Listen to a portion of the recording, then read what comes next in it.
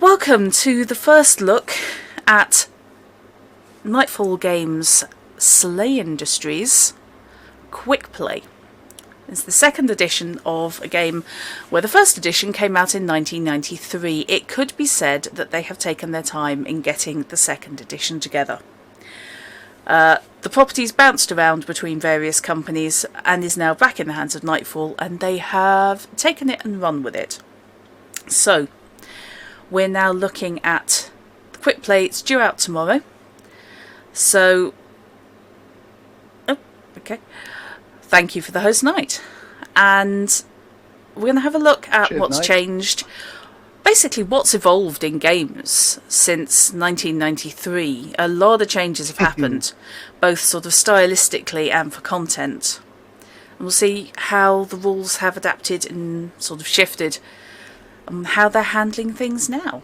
So, to the right of the lovely Chrono Magistrate, who I am dragging through this as a complete newbie to Cyberpunk games overall, bar Cyberpunk Red the other day, and certainly appears to be inexperienced with the vagaries of SLA Industries. So this is new to him. Yeah, it's a property I've heard of, but was entirely unfamiliar with until I saw you guys enthusing about the potential of a second ed. Yeah. So I jumped on board. So, yes, to the right of Chrono, you'll be able to see the PDF. Probably the alerts are too.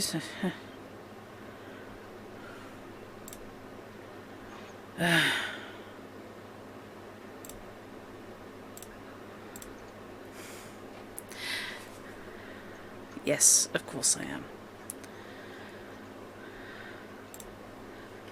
I have no idea what's going on. So, weirdy OBS today.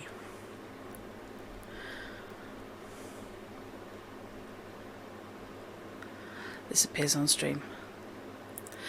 Okay. Anyone who's watching, although I'm streaming on the Dresser Cup channel, please, if you'd like to say anything, poodle over to the hint_plays channel, and then we'll see your chat pop up. I've got both windows up, I can see it, but just for the comfort and convenience and the lemon soap paper napkins of the any viewers, that would be appreciated. And then I will take my streaming setup out behind the bike sheds and shoot it afterwards. Give it a damn good thrashing. Right. Obviously, the British heat is getting to it as well as us. I have no idea what's going on. I had to boot 3 times today. Okay, so let's go for the opening paragraph. Welcome to the SLA Industries 2nd edition Quick Start. If you're an experienced SLA Industries player, having picked up the original version of the game at some point over the last 25 years... 25 years! Yikes! Then you will already have a good idea, a good understanding of both the world of progress and of role-playing games as a whole. If this is the case, jump to the character overview, get stuck into the new 2nd ed rule set. Remember, this Quick Start is a streamlined and stripped-back version of the new rules system. Throughout this document, a number of notes have been placed to highlight to experienced players just how this version differs from the full rules, which is really useful of them. If you're new to SLA Industries, or even if this is your first time you've ever played an RPG, read on. If this is your first RPG, best of luck to you. It is a very distinctive entity. From what little I have skimmed, tonally, I probably wouldn't suggest this is people's first RPG, but obviously your value might vary. Yeah, I could see an experienced group with maybe 1 or 2 newbies who, if they're willing to lead them by the hand into this, then yeah. Otherwise, perhaps starting with something a little bit less intense. Rated R? There is that. Very much. Games in SLA are pretty much going to be rated for gore. That's kind of expected. The emphasis is on role-playing as opposed to dice role-playing, but it's quite gory, it's conspiracy-ridden, it's nasty, the world is nasty. NC-17, the RPG. Yes, Fish, absolutely. So, we will gloss over, although it's nice to see it here, the what is a role-playing game. Although that's a nice, concise little paragraph, their definition is pretty good. It's probably one of the most concise I have seen in a recent game. Yeah. It does a good job of just getting it out there as to why you're here and what you're going to be doing. About SLA Industries, and here is where the tone is set for the rest of the game.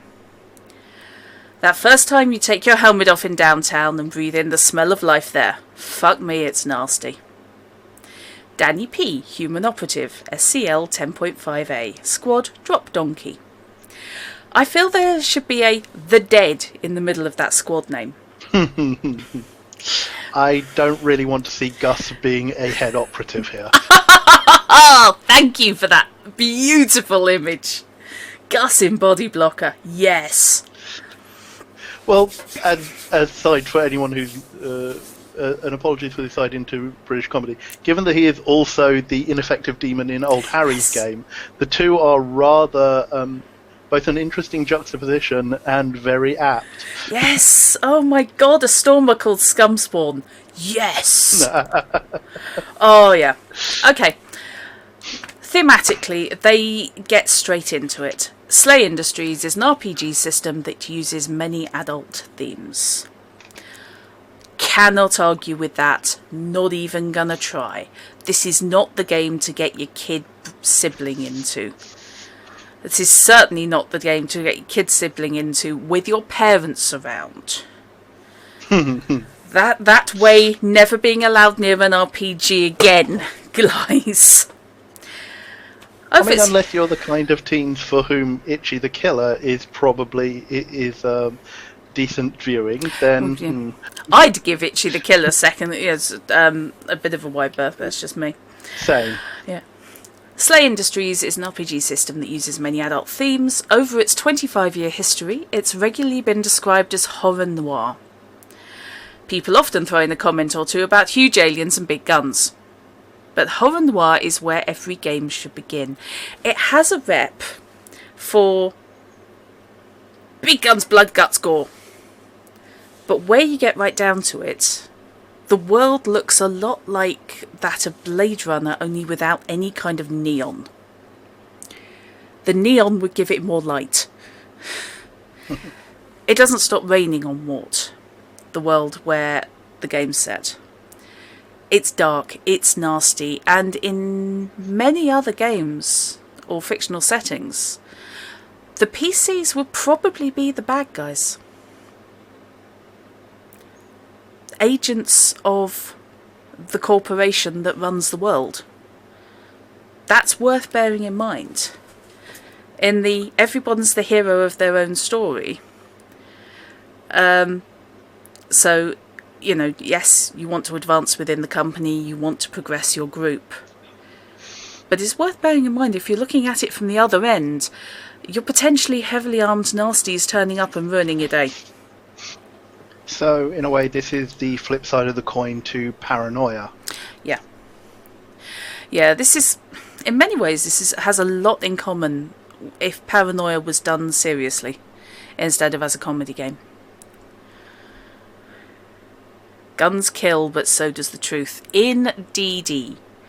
That's a quote from the first edition of the game, and it holds true all the way through. That's just part of the setting.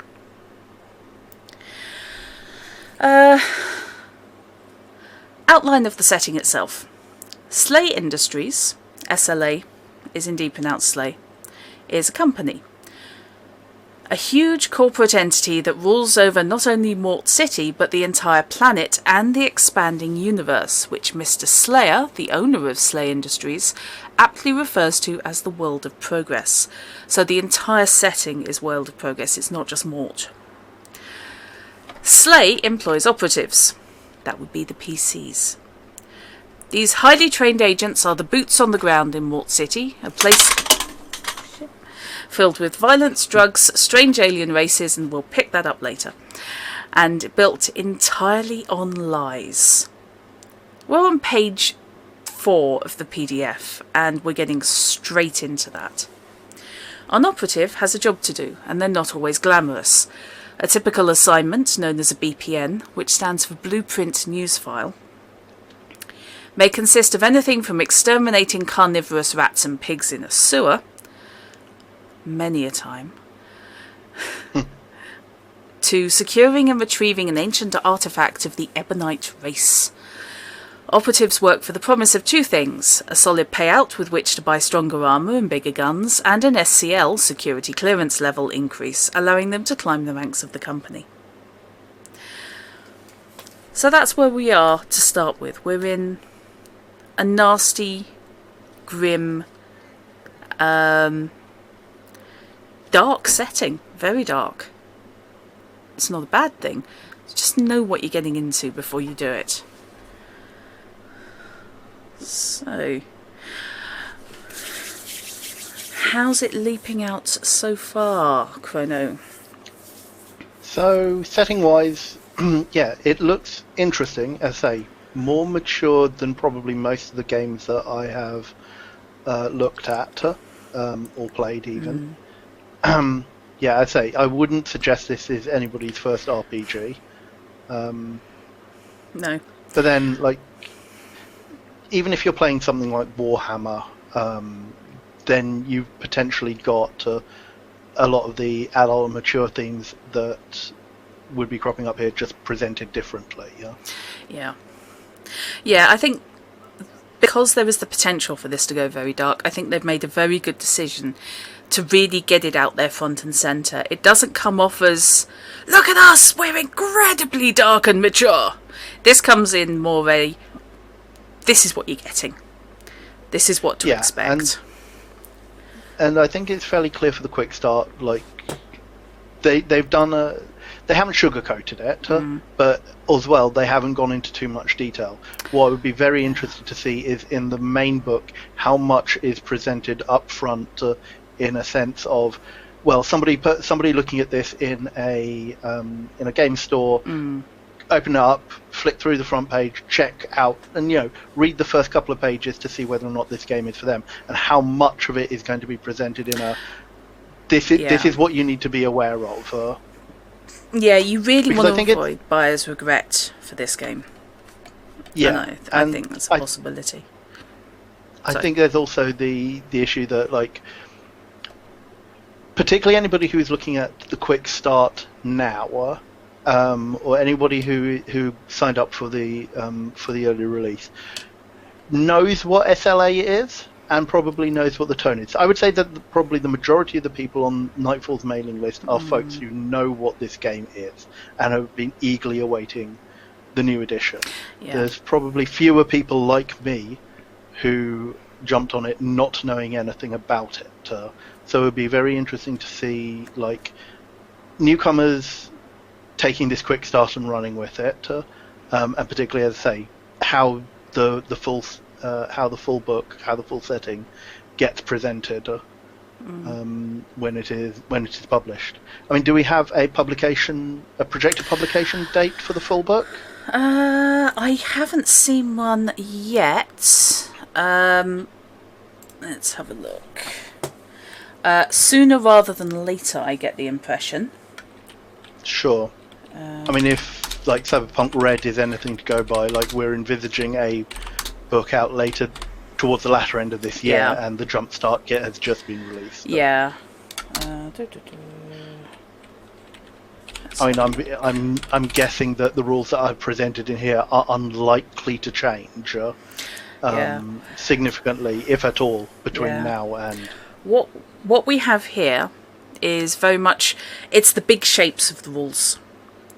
They are slightly simplified for the kit, for the quick start, but the guts of the rules are there. They're going to be fleshed out in more detail, but I think this gives a really good indication of, as I said, sort of the big shapes, the outline of how the game plays.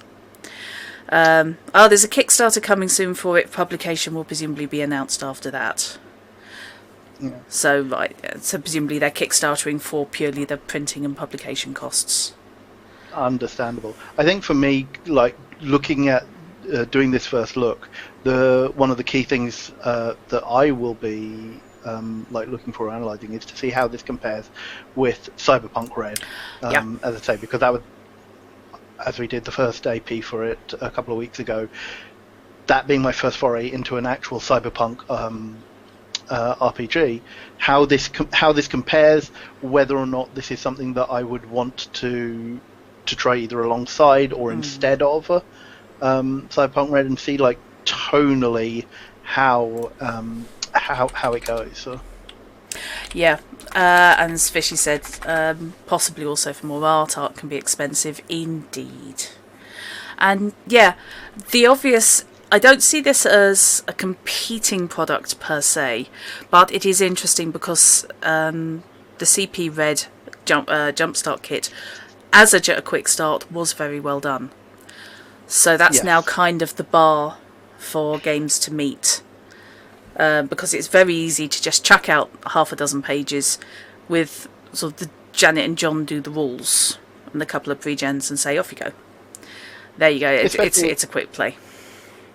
Yeah, and especially since we seem to be in a general resurgence of cyberpunk as a genre, particularly in the RPG space. So, and I say, coming at it with somebody who has the vaguest familiarity of things like Shadowrun, Netrunner, etc., and how did that, but not actually knowing how it has played out previously. In what is a genre that is actually quite established at this point. It is, yeah. It's. I mean, we've got the video game again of Cyberpunk 2077 coming out next year, which is of course why we've had the resurgence of Cyberpunk Red, and I think it's actually, people are ready now for some more Cyberpunk games. I think fantasy obviously is the juggernaut that carries all before it, but I think that people are now, they're looking for other things as well, over and outside pure fantasy, and yeah, I think it's good to see. Okay, what do you need to play? 10-sided dice. You need D10s. You need up to 6 D10s. I like that they say, though, it is possible to pass a single set around. Yes, everybody at the table going, my precious, stay away from my dice. Well, I mean, as nod to accessibility go, it's... Yeah. It's something. It's nice. It's actually nice. I like that they're telling you that. It's, yes, you can pass it around if you haven't brought enough to share with the group. One die needs to be a different colour to the others. We suggest one black and the rest as you see fit. That's probably a good guide. I'll get on to the actual system, which they have put in a fairly reasonable place in the quick play, so you can establish the skill system quite early on. But yeah, you need 1 D10, which is a different colour to all the others, and then fill your boots for anything else. As well as dice and paper and pencils for making notes, and a copy of this document is all that is needed to enjoy this introduction to SLA Industries. Okay. So, as stated, in SLA, each player assumes the role of an operative. So, these are your characters. There are 5 pre-made operatives at the back of the book, which I will show you in a bit, because they also do a good job of showing you 5 of the playable races. The full game is apparently going to have 9 playable races. So, my fingers are very much crossed there for things like the Wraith Raider, which was in the first edition, which isn't in the quick play, but a lot of the old favourites are. So, and we're straight into the actual system. You can see on the PDF we have an explanation of the stats, which are, to be brutally honest, fairly self-explanatory. Strength, dex, knowledge, concentration, charisma, cool, luck, and flux. Yes, I don't know who we're missing, Fish. I wouldn't be shocked if we don't get the shape-shifting assassins for the extra race. But yeah, apparently we're having 9 playable races. Ebb and Brain Wasters, I think, all get lumped under Ebonite now. So they might be counting them as one race. I think I saw them say there would probably be 2 actually later on in this thing under. Fair enough. When they look at Flux. Yeah. Let's say I've had a skim read. Yeah.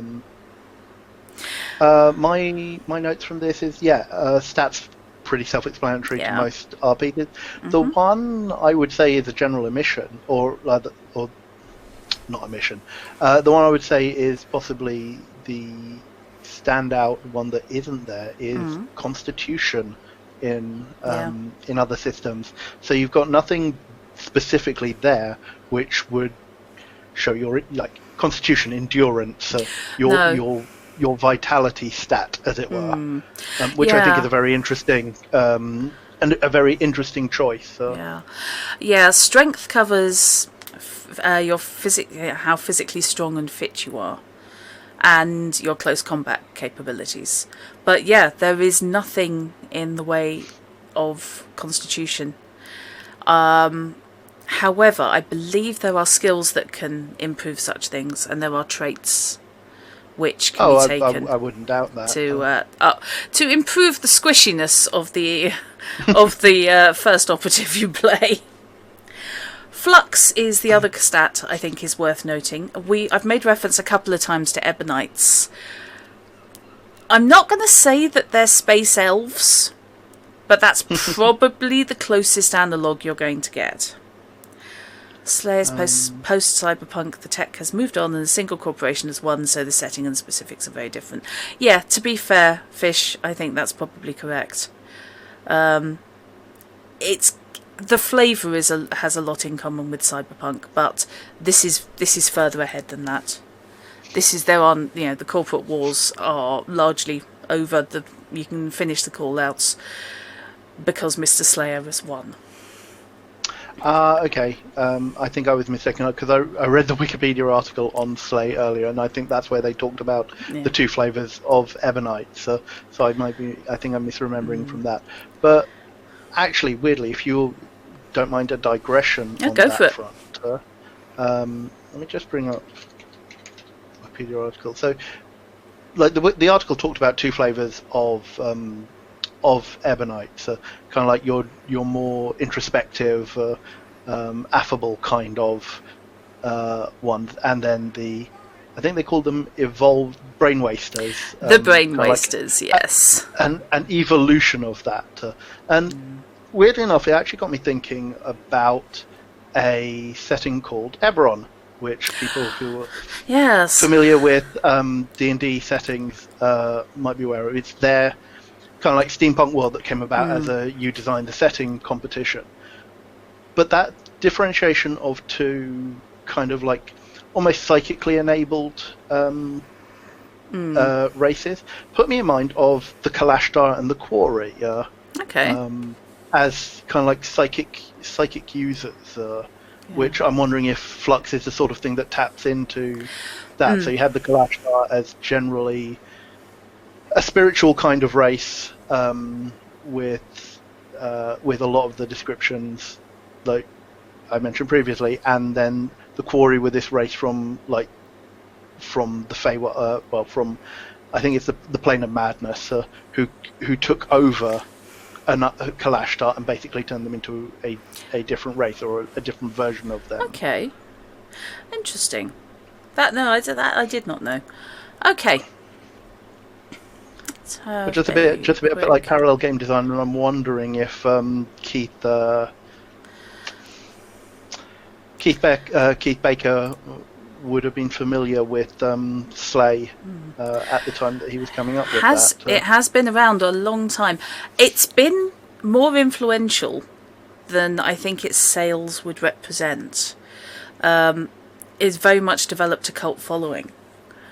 And I could see potentially, people liking the 2-in-1 element there. Ebonites are aliens. They're very human-appearing aliens, but they have solid colour eyes. Hello, Robinson. Good evening, Robinson. If you'd like to poodle over to the Hint Plays chat, then you can have conversations and appear on stream. OBS hates me today. Go figure. What they can do, however, is they can manipulate the ebb, which is very much psychic powers.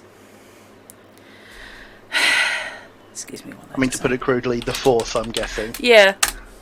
Yes, pretty much. There is an innate ability to do it, which is magnified by something called a death suit, which is a technological enhancement on how they can manipulate the ebb. Their flux stat shows how good they are at manipulating it.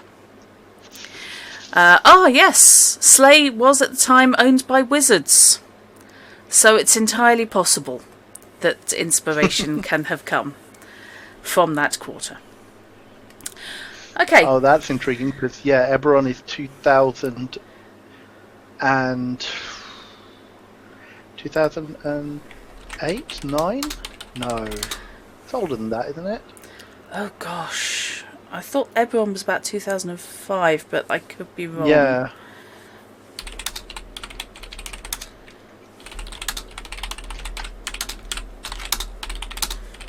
...2004, so the competition was run 2002-2003, if I remember correctly, because silly old me decided to have a go at that competition as well, and yeah. Okay.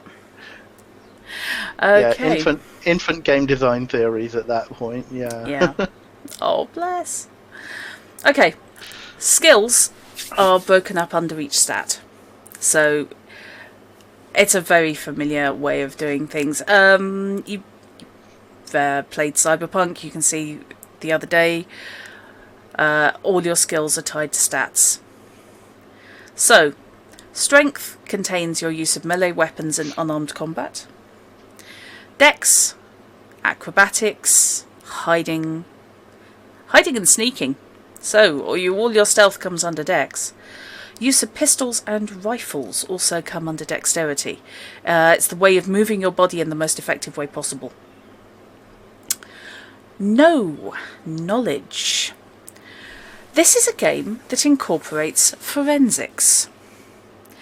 So, again, going against the overall impression of murder, death, blood, kill, this is a game where you're expected to be doing investigations, including forensic science, out on the streets. You could be investigating murders or unexplained deaths with as much facility as killing mutant pigs. So if I wanted to play Dexter, basically this would be the rule set for me. God, yes. Oh, God, yes. Dexter is a serial killer, which is a specific thing in Slay. Yeah. Forensics, obviously we know what forensics is. If you've seen CSI, it's that. Medical. At least somebody in the party really ought to have that. Somebody in your squad. The required skill set to provide correct paramedical aid, including the administration of drugs, suturing wounds, diagnosing illnesses and toxicants, and a higher level of knowledge to perform medical operations and surgery. We are talking the full-blown battlefield medic. And EMT. All in one go. Streetwise, again, a very, very important stat. Streetwise represents a character's knowledge of the street, including where to find people, drugs, gangs, and information. Okay, since it's come up twice in 2 paragraphs, SLA Industries and drugs. I cannot think of a game where drugs of primarily practical use are really lampshaded as much as SLA. Combat drugs are a cultural necessity for at least one of the races, the frother, and are commonly used by operatives. Now, that's not necessarily something that most games would touch upon. You might have, sort of reflex boosters or something. But SLA has always really made use of different grades of drugs to enhance your effectiveness in combat, to enhance, say, an Ebon's ability with the flux, with the ebb. It is a thing. So if you're uncomfortable with drug use, probably want to be a bit careful about SLA. Which is really interesting from a gameplay perspective, in the sense of how a setting uses its terminology to describe things.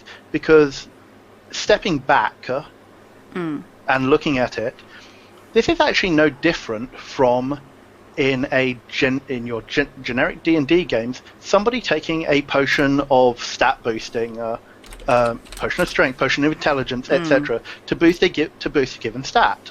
And in those sorts of games, nothing is said, no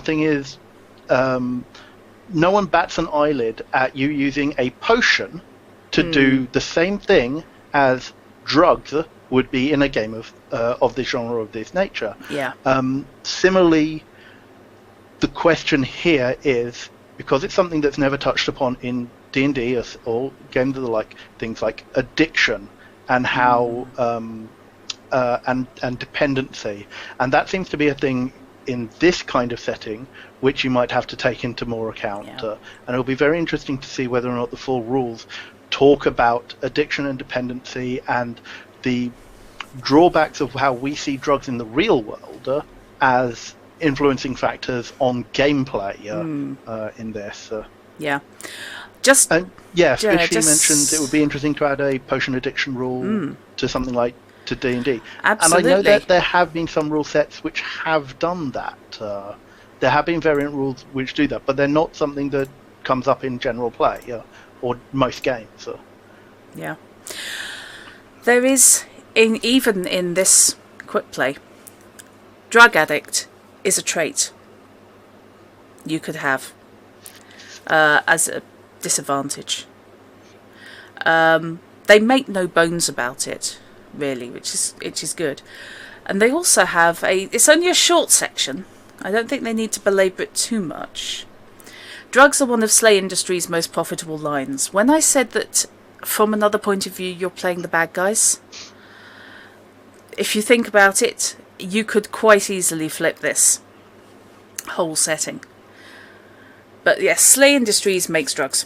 SLA Industries has always dabbled with medical and soft drugs, but it was the inspiration of it's spelt Hiberian in here. This is, I think, a beta thing. It's actually Heberian culture.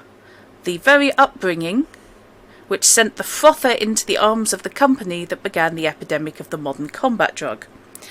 Combat drugs are readily available through official channels and are generally not too hard to source on the streets of downtown, which is where most people live. And we do have rules there for the basic effect of combat drugs. And the chances of getting addicted in-game. Any character with the drug addict trait is expected to take the relevant drug regularly, even if its effects will not aid the character. For the purpose of the quick start, it's suggested that the GM ensures the Frother character takes 1 dose of Rush during the first combat round of each combat, making sure they run out of doses by the end of the game session. This is something that has been simplified a lot for the quick start. But even that is actually quite telling in both tone and what it's expecting the GM to do.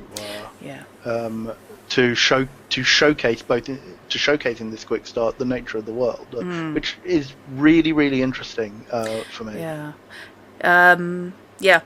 it is. It encourages people to think about their choices. If you're playing a Frother, which, as I said, I'll get onto the races in a little bit more detail, but it's all very well thinking of Frothers as kilt-wielding maniacs with chainsaw swords, all of which is true. But this is an entire race raised on combat drugs from babyhood. Thus coming from a history of people who have been raised on combat drugs. So its entire culture is based on this usage. It's, it is mother's milk time. So I think it encourages people to think about what they're taking and what they're doing. And now I'm getting a weird view of Asterix's tribe. Yes. And the magic potion. Yes, absolutely. Yes. Obelix would definitely be a Frother. He just has the whole genetic thing. But yeah, an interesting. He doesn't have to take it anymore. It's just it's integral to him. During a normal game of SLA Industries, there are a number of aspects to consider when using drugs, including addictiveness, required doses for addicts, effects of long-term addiction, and kicking the habit, as well as detox. They take it very seriously. I don't think they're being moralising about it, because I'm not sure that would fit the tone of the game, but they are they're setting out their stall and making it very clear that this is a part of the world, and if you want to engage with it, you're going to have to engage with it properly. It's not simply something you can list on your character sheet and then swan off and ignore. And I have no problem with that at all. No, I wouldn't want them to be moralising about it, but what I would want them to do is to be very clear about causes and consequences. Yeah. Absolutely. Okay, back to the skills. Concentration.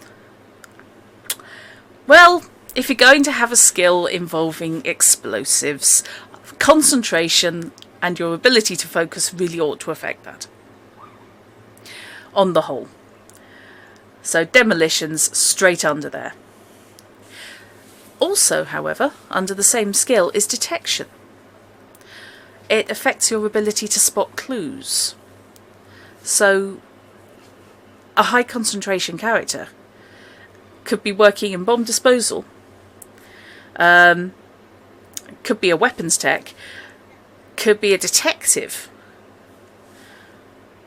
It's a really nice way of your stats do not define your character as much as your skills do within that set of stats. And for concentration, these are skills in other systems might be covered under, say, a wisdom stat. But it's very interesting to see demolitions given here, given that systems like Feng Shui and such would put that under an intelligence stat. Yeah. Charisma. Again, fairly self-explanatory, but also worth noting that SLA is very media-focused. Being a slop, one of the things you really would like to do is get a contract with the media to follow your every... Pardon me. Thank you, people outdoors smoking. To follow your every move.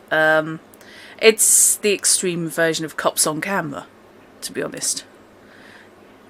That's what people want, because that boosts your profile, it boosts your money, and it can lead to better paid jobs, better jobs overall. So having a high charisma, it's not just can you lead your team, how good are you at persuading the reluctant suspect to tell you where they've hidden the kidnapped victim. It's how good are you on camera?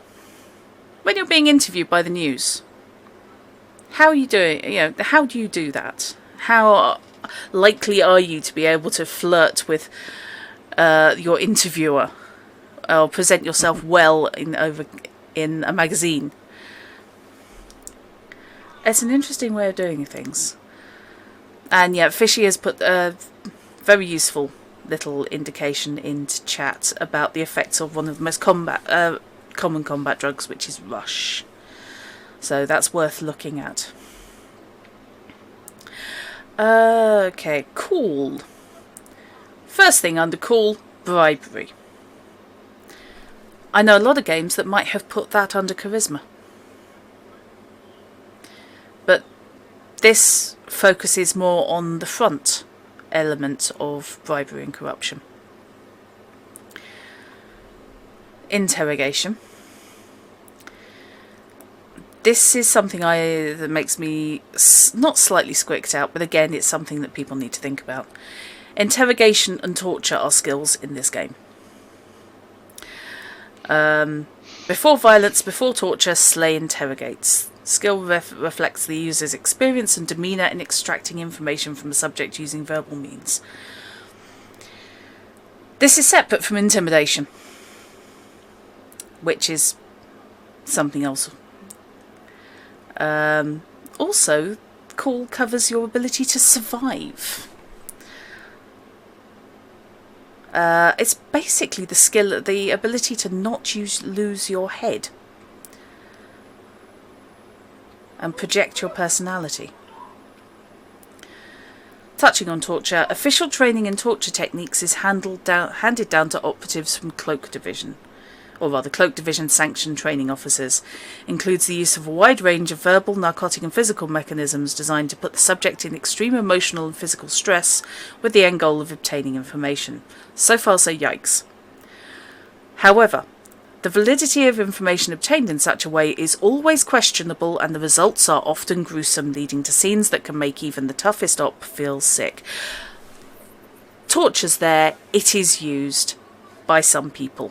It is not presented as a good thing. Nor is it presented as a reliable thing. So yay, well done there.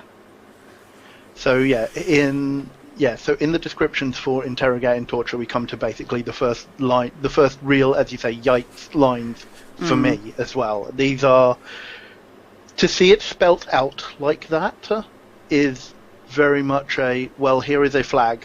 Now, is this a flag that I actually want to? This is a flag. Do I pass this line? Do I cross this? Do I engage with these in the way that the setting actually wants me to? And if I do, where are the lines actually going to be drawn in game, and where are the lines going to be drawn in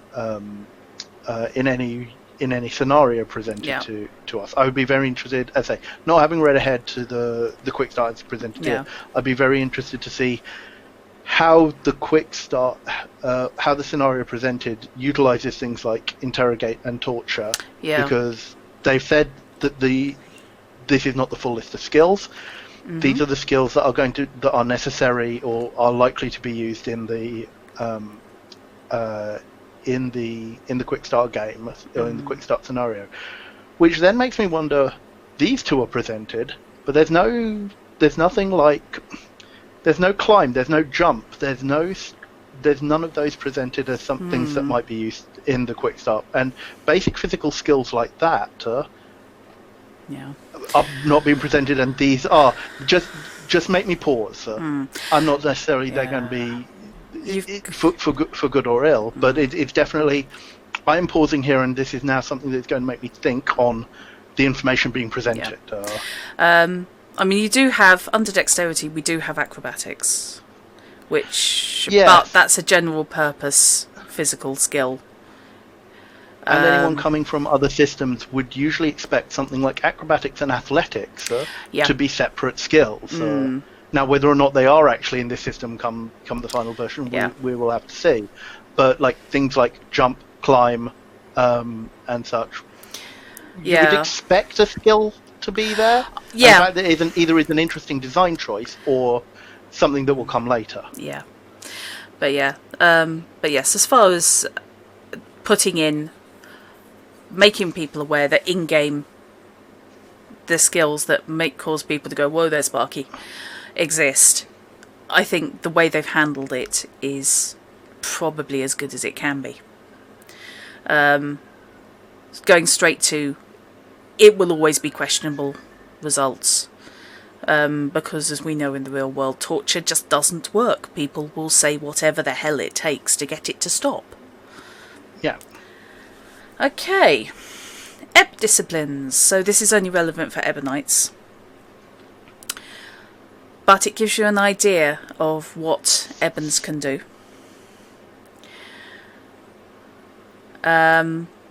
Communication. So, yay telepathy. But also the ability to plant ideas, read minds, and generally control the thought patterns and behaviours of others. So for all that Ebons have a reputation for being sort of fairly placid and, for want of a better term, nice, it's worth bearing in mind that an Ebonite can get into your head quite thoroughly and start manipulating, controlling, and that's something that could go very dark, which is not me panicking, that's just something to be aware of. So a weird mix of like Vulcans, Betazoids, and Ocampans. Yeah. Yep. For those familiar with Star Trek universe. Yeah. I'm just thinking of one of my Shadowrun mages who, she solves most of her problems with the use of mind control. But she's not presented as a particularly heroic type either. Okay. Healing. Yes, fish. No reality folding in the quick start, unfortunately. So no teleportation just yet. That was in first edition. Healing. Right, I think if that does exist, I think I found a character I'll play. Yes. No second edition version of Whisper yet. Whisper was an Ebon sniper. Yes, he could teleport around. He was tremendous fun. Also appeared to be wearing cowboy boots at all times and wasn't. Oh, that's interesting, because there's a character in a Battle Royale game called Apex Legends whose skill set is basically that, opening short-range portals between locations to get the jump on other characters. Cool. Okay, healing. And I think they're called Whisper, weirdly enough. Okay, now that's creepy. Because Whisper was from way back when. Now it's a parallel evolution. Or Fishy has been broadcasting again. You've been broadcasting your dreams. Stop it. Okay, healing. Allows an Ebonite to heal physical damage, wounds and illnesses, as well as rid the body of toxins and poison. As training in this discipline increases, the user becomes capable of healing others. So an Ebon medic is absolutely, I'm not going to say essential, but very, very useful indeed. Thermal. I like thermal. Thermal's an inherent skill learned by all Ebonites and believed to be a direct extension of one's natural temperament. So, blue thermal, which is the only one covered here, grants the user control over cold, creating blades from ice and freezing the air around them.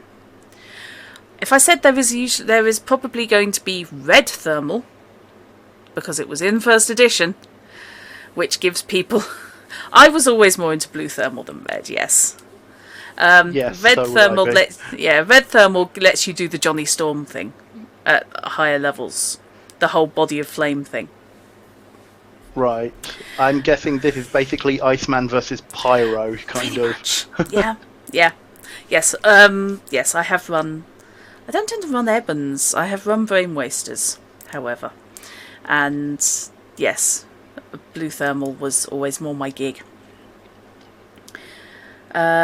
The full rules for SLA Industries contains a much larger and more varied list of skills. I think, as you said, they're keeping it as simple as they can, but this is still a 52-page character sheet. character sheet, sorry, 52-page quick play. This is the problem when you start reading things and your brain just goes, no, I must say what I see.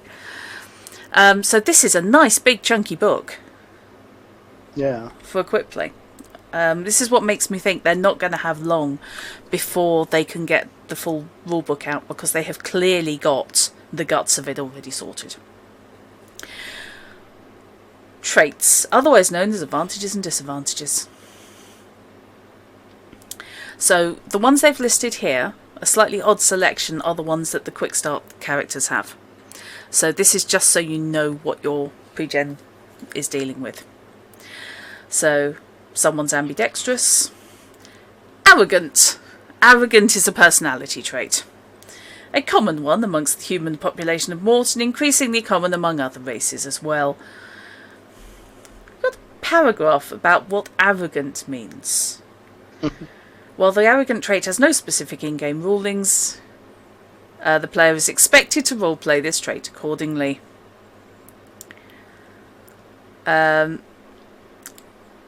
So again, that goes to the role-playing as opposed to role-playing aspect of this. If you have these traits, you're expected to play them. Someone's going to be drug addicted. Well, that is going to be at least the frother. Good hearing. Obviously, there is also a negative trait going to be around, I suspect, for poor hearing. And then we're into psychopathy as a subset of psychosis. Now, again, this is another blip that I think needs to be dug into a little bit. So, I think you've got probably a clearer idea of how you'd like to talk about the way psychosis is done in this game. We're looking at page 5, bottom of in the PDF. Psychopathy is a psychosis which manifests itself as persistently violent and antisocial behaviour, often with an uncontrollable need to unleash their anger in cruel and spiteful ways. Not necessarily how psychopathy works in the real world, by a long chalk. No, and it's interesting the language they are using here. So things like uncontrollable need, that they're talking about persistently violent and antisocial. And whilst these are not necessarily weighted terms in the sense of language presenting in a gameplay document, they carry enough implications to us as players, and particularly to, I mean, in inverted commas, more aware players, again, of these kind of red flags, and of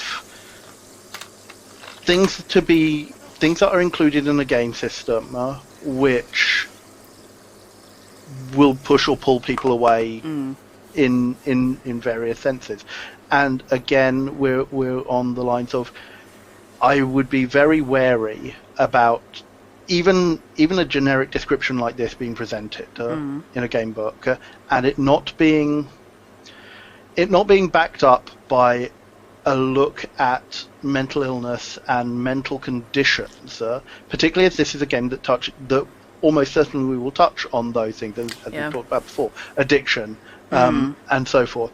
Because it then goes on to say, while the psychosis trait has no specific in-game rulings, more than any other traits, the chosen psychosis should be role-played correctly. Yeah. That is a very weighted term, and that is a very concerning term to me. And it's determining the very foundation of the character's existence. I would put, for me, this is very much warning sirens are going off.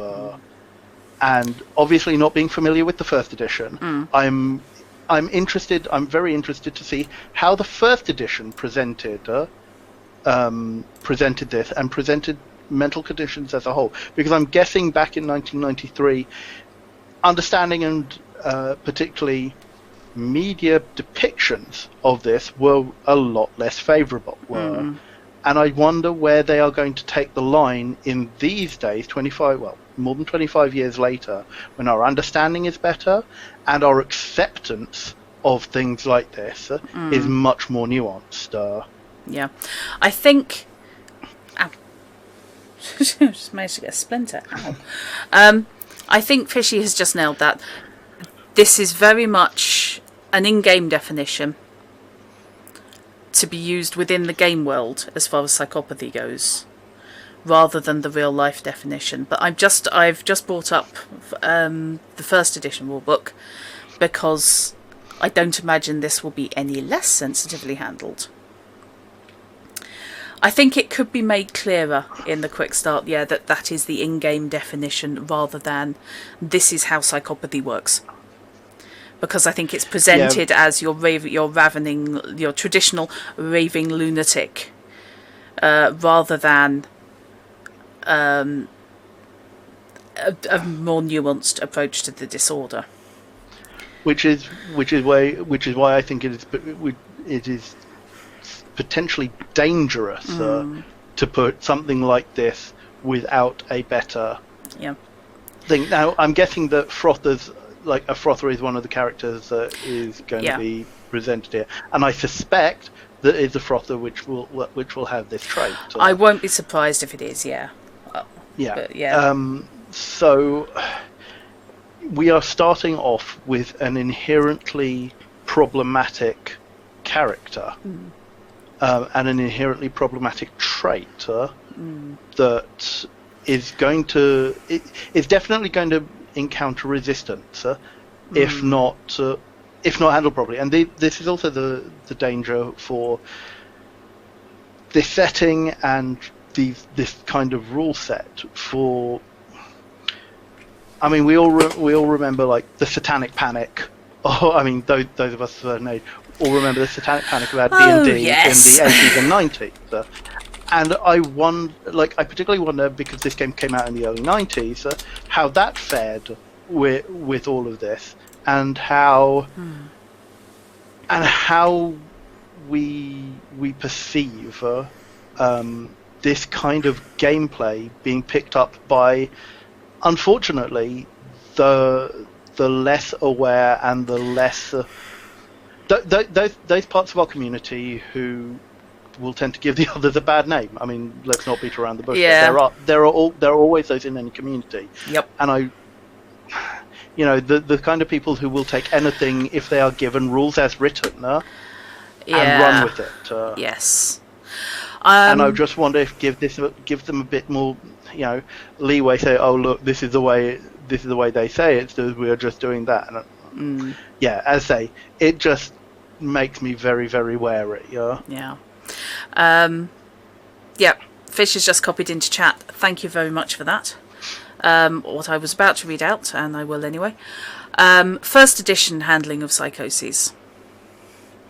There are many different kinds of psychosis, and the character may choose up to 3 from the list described below, and receive the points for each. This is a points-based advantage-disadvantage system. The character can take up to rank 9 psychosis. If it reaches rank 10 during gameplay, the player is no longer allowed to play that character and must hand it to the GM as an NPC. So there is the chance there that you can lose control of your character. What they've handled in the full rulebook for first edition is psychopathy, which pretty much has the same definition as in the quick start. Right. Sociopathy, a term used for a character who may seem normal but somehow unable to fit into everyday life. For example, they may have little or no emotions but be very skilled at pretending they have. People will regard sociopaths as especially dangerous if they ever find out. To be honest, for a big print version, is actually not a million miles adrift. It's not. As I say, my concerns here are not with you're presenting these psychoses as game options. My concerns here are, and I'm not sure, are both with the way they are described and the potential danger of people accepting in-game definitions as real world extrapolations, without it being clear that these are things that we are doing for the game system. There is also the danger that So I'm guessing this is a points-based advantages disadvantages system. In first edition it is. We don't have the character creation rules in the quick play yet, but it wouldn't shock me if it's at least family resemblance. And this is another thing which I find kind of a bit difficult to accept with point-based advantage disadvantage systems, where the more floors you take, the more points you get to spend on advantages, and it has both the issues of potentially min-maxing for those those that are into it, who will try and take as many disadvantages as they can in order to offset the ability to be broken and superpowered in other areas. And I wonder if this is a system that is going to almost encourage that, because if there are no game rulings for it other than you will role play this, then for lesser handling GMs, that will for weaker GMs who may get overrun by their players, that is a very dangerous situation to come in. Yeah, I think the thing is, it's coming, and I can agree with you. There will be players who just go, right, time to murder, death, kill. And true. I can see them not paying attention to the nuance, just going, right, it's on my character sheet. I am expected to be a psycho. I'm expected to be the psycho, in inverted commas, for the benefit of the tape. Is also the sorry. I think it puts. Go on. Sorry, I think the way it's presented at the moment, it puts a lot onto the GM to be aware of how things need to be handled, and to ensure that the character is handling it, or the player rather, is handling any psychoses appropriately. And I think there could be some more detail in for the GM as to how to do that properly, and also to make it very clear that this is how these things work in the context of this game. Rather than this is how things are in the world, in the real world. So I think there could be some more tools for the GM. Yeah, and as I say, I really hope that the full rulebook does go into that, because as I say, this starts to become a line for me in particular. The other point just I want to raise is this then also comes. A points, and it's not going to be unique to this system if it does. I mean, as I say, any points-based disadvantages, flaws, traits system has this general problem. You then have the idea of, well, I can take points in disadvantages, or for more real-world analogy, I can take disabilities, and then I can offset them with abilities, advantages, etc. And am I actually presenting a character that is, making light of the fact that I ostensibly on paper have disabilities, but in reality I'm not playing a character with that, or that has to. And this is something that comes through comics and other media in particular, and is a debate that is very much relevant to us. Nowadays. It's very much the Daredevil thing, isn't it? It's the woe is me, I'm blind, but my superpowers basically mean I'm not. That he doesn't actually have a disability, and being presented as such. I know that feels wrong. Yeah, I know that. As I'm going back to games of this I've played first ed.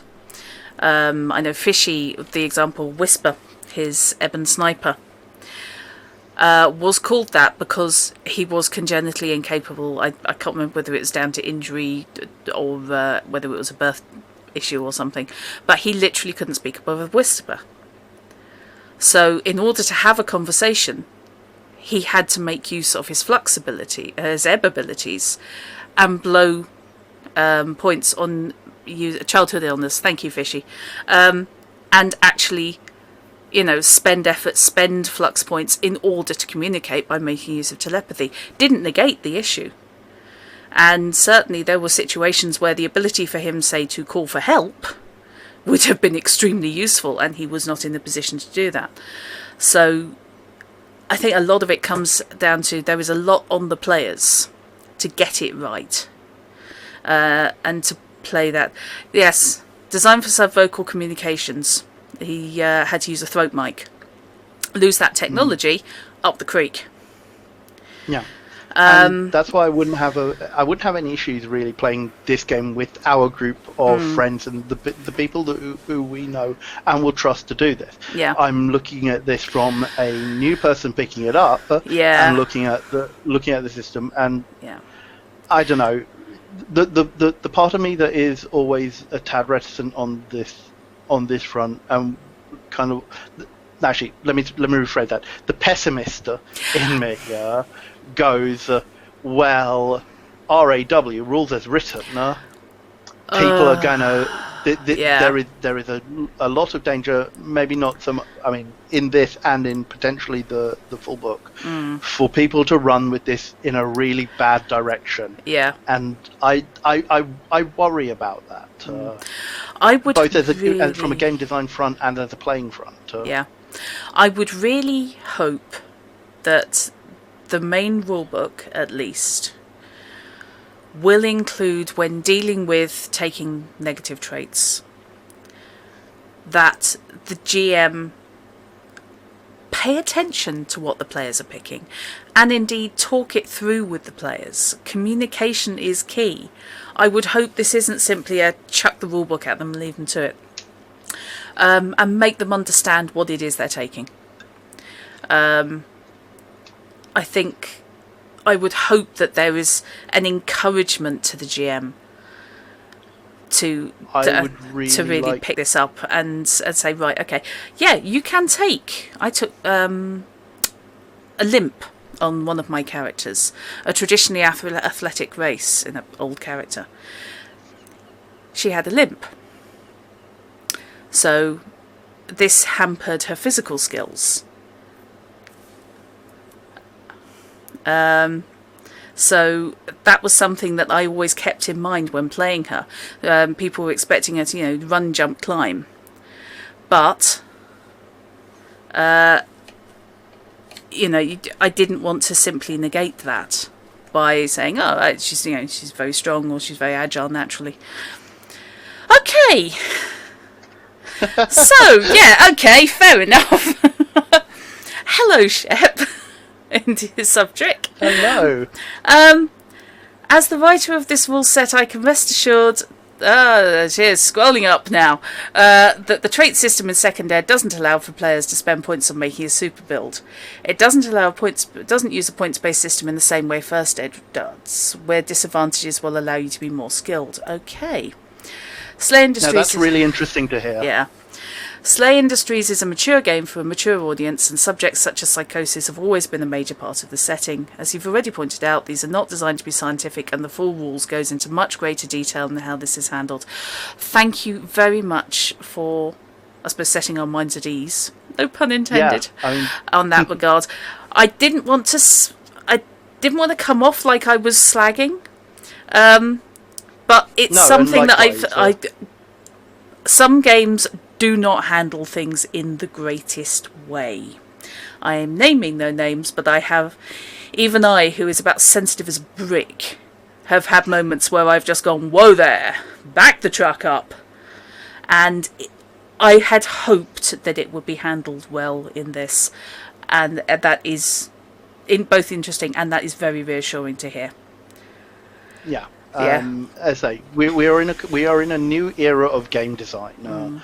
When it comes to sensitivity readings, when it comes to presentation of material that nobody would have batted an eyelid at its presentation back in the 90s and the 80s. So it's actually really good to hear that you are looking at this with a keener eye than previously. Thank you very much for clearing that up. Traits are yin and yang process. Taking disadvantages allows you to take advantages and vice versa, but these are capped in the interests of balance. Good. Glad to hear that, actually. That should make life a lot more manageable, both for the group as a whole and for the GM, especially a new GM, even if it's an adult. As a qualified hypnotherapist and forum sufferer of depression, you're very sensitive to mental health issues. Subtrick, sir. Yeah. And also hat.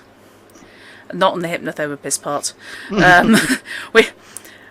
Just on a brief digression, I may end up trimming this for YouTube. Hintplay seems to accumulate people who have mental health issues, tweaks, quirks. Frankly, I'm not sure how we'd get around playing without people in the group with those quirks. We have TBI, we have chronic depression, we have reactive depression, we have extreme PMS, we have SAD, we have ADHD around the table. So yeah, I mean, there's Fish. He's got all the acronyms. Yeah. Like chronic depression and anxiety at this end as well. Yeah. Oh, exactly. This is why you fit in so well. Autistic spectrum. I lose track because I have people telling me both, so I'm just going to go with that. ASD situations. We've had previously, before we started streaming, we've had various autistic people playing to different degrees. We have possibly even lurking in chat, at least one. And you get some people saying, I don't know how I'd handle people with mental health issues around my games table. I don't know how you handle people without mental health issues around the games table.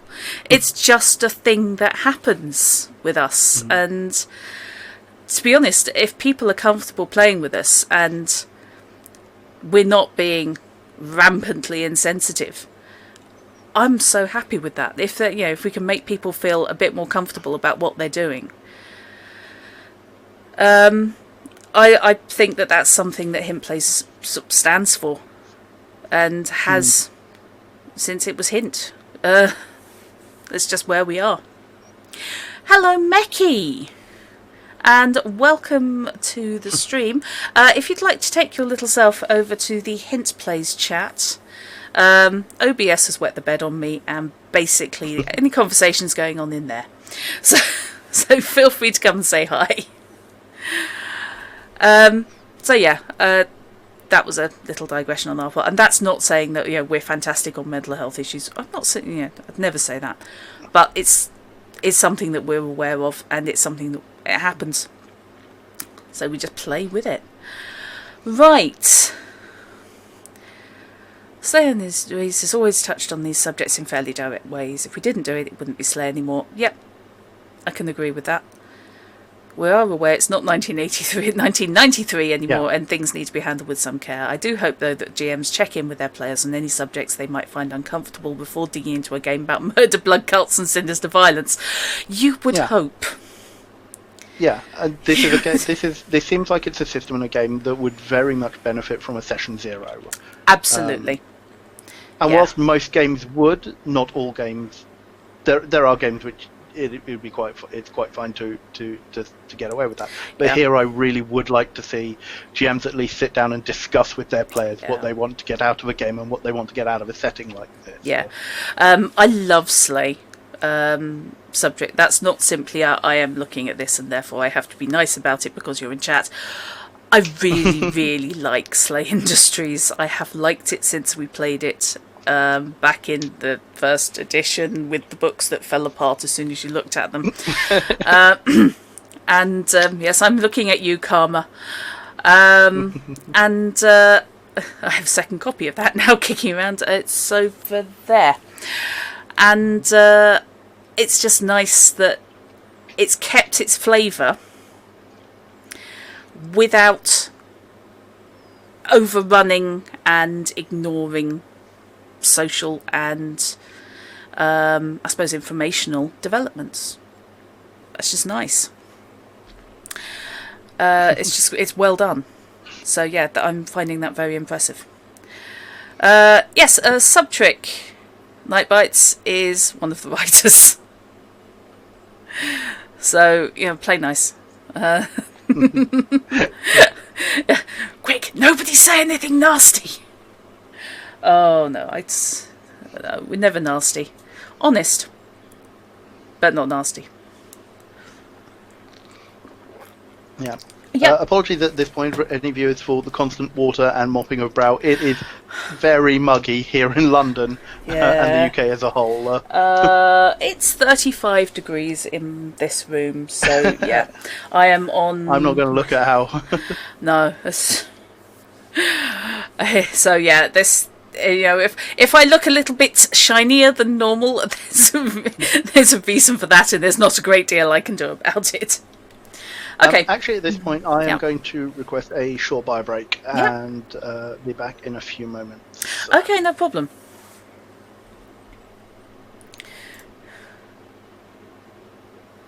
Okay, good job we had no drop in on the first look we did. That didn't go as well for the game as CP Red or a Slate 2nd edition.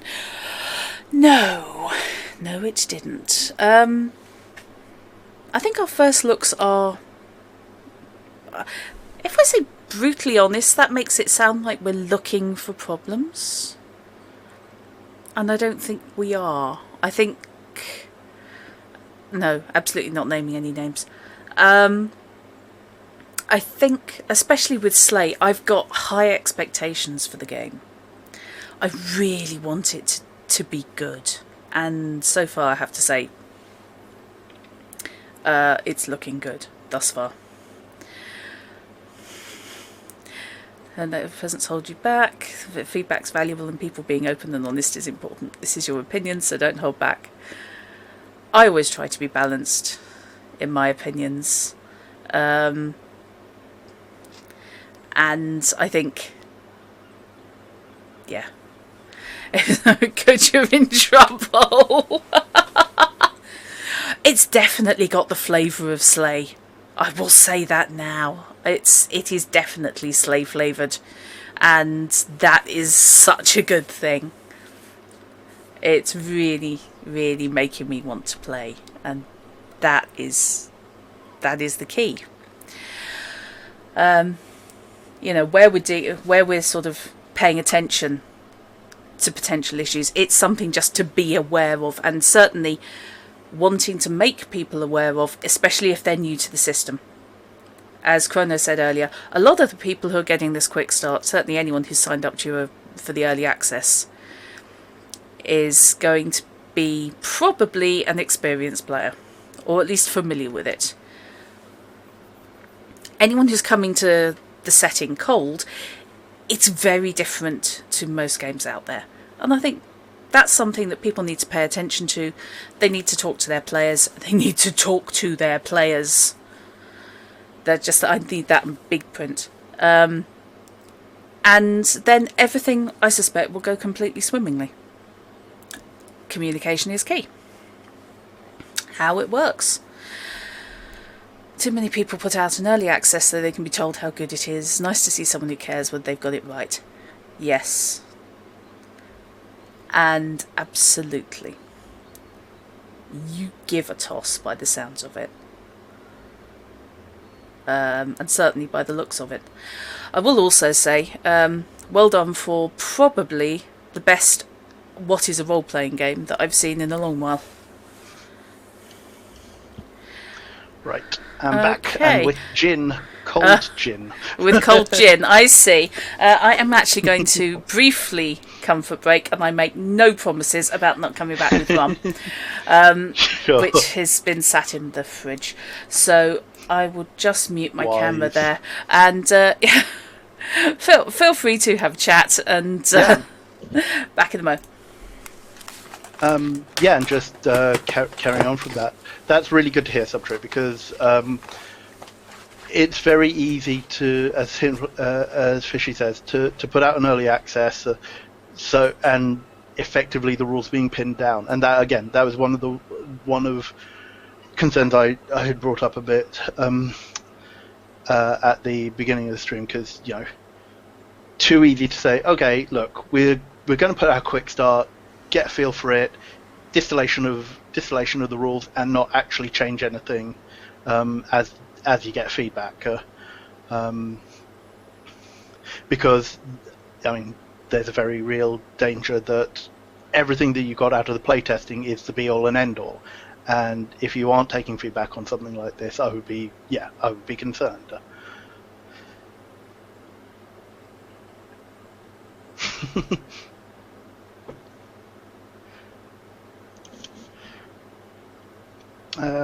If anyone has any questions or such on bits that we have covered already. I do note that we have only got to page 5 on this, so and it is 8:30 already. So let us see how it goes. But then, as I say, for me, this is a first look at a brand new game system. I don't know how it compares with the first edition, and I'm very much interested and intrigued by a new game system.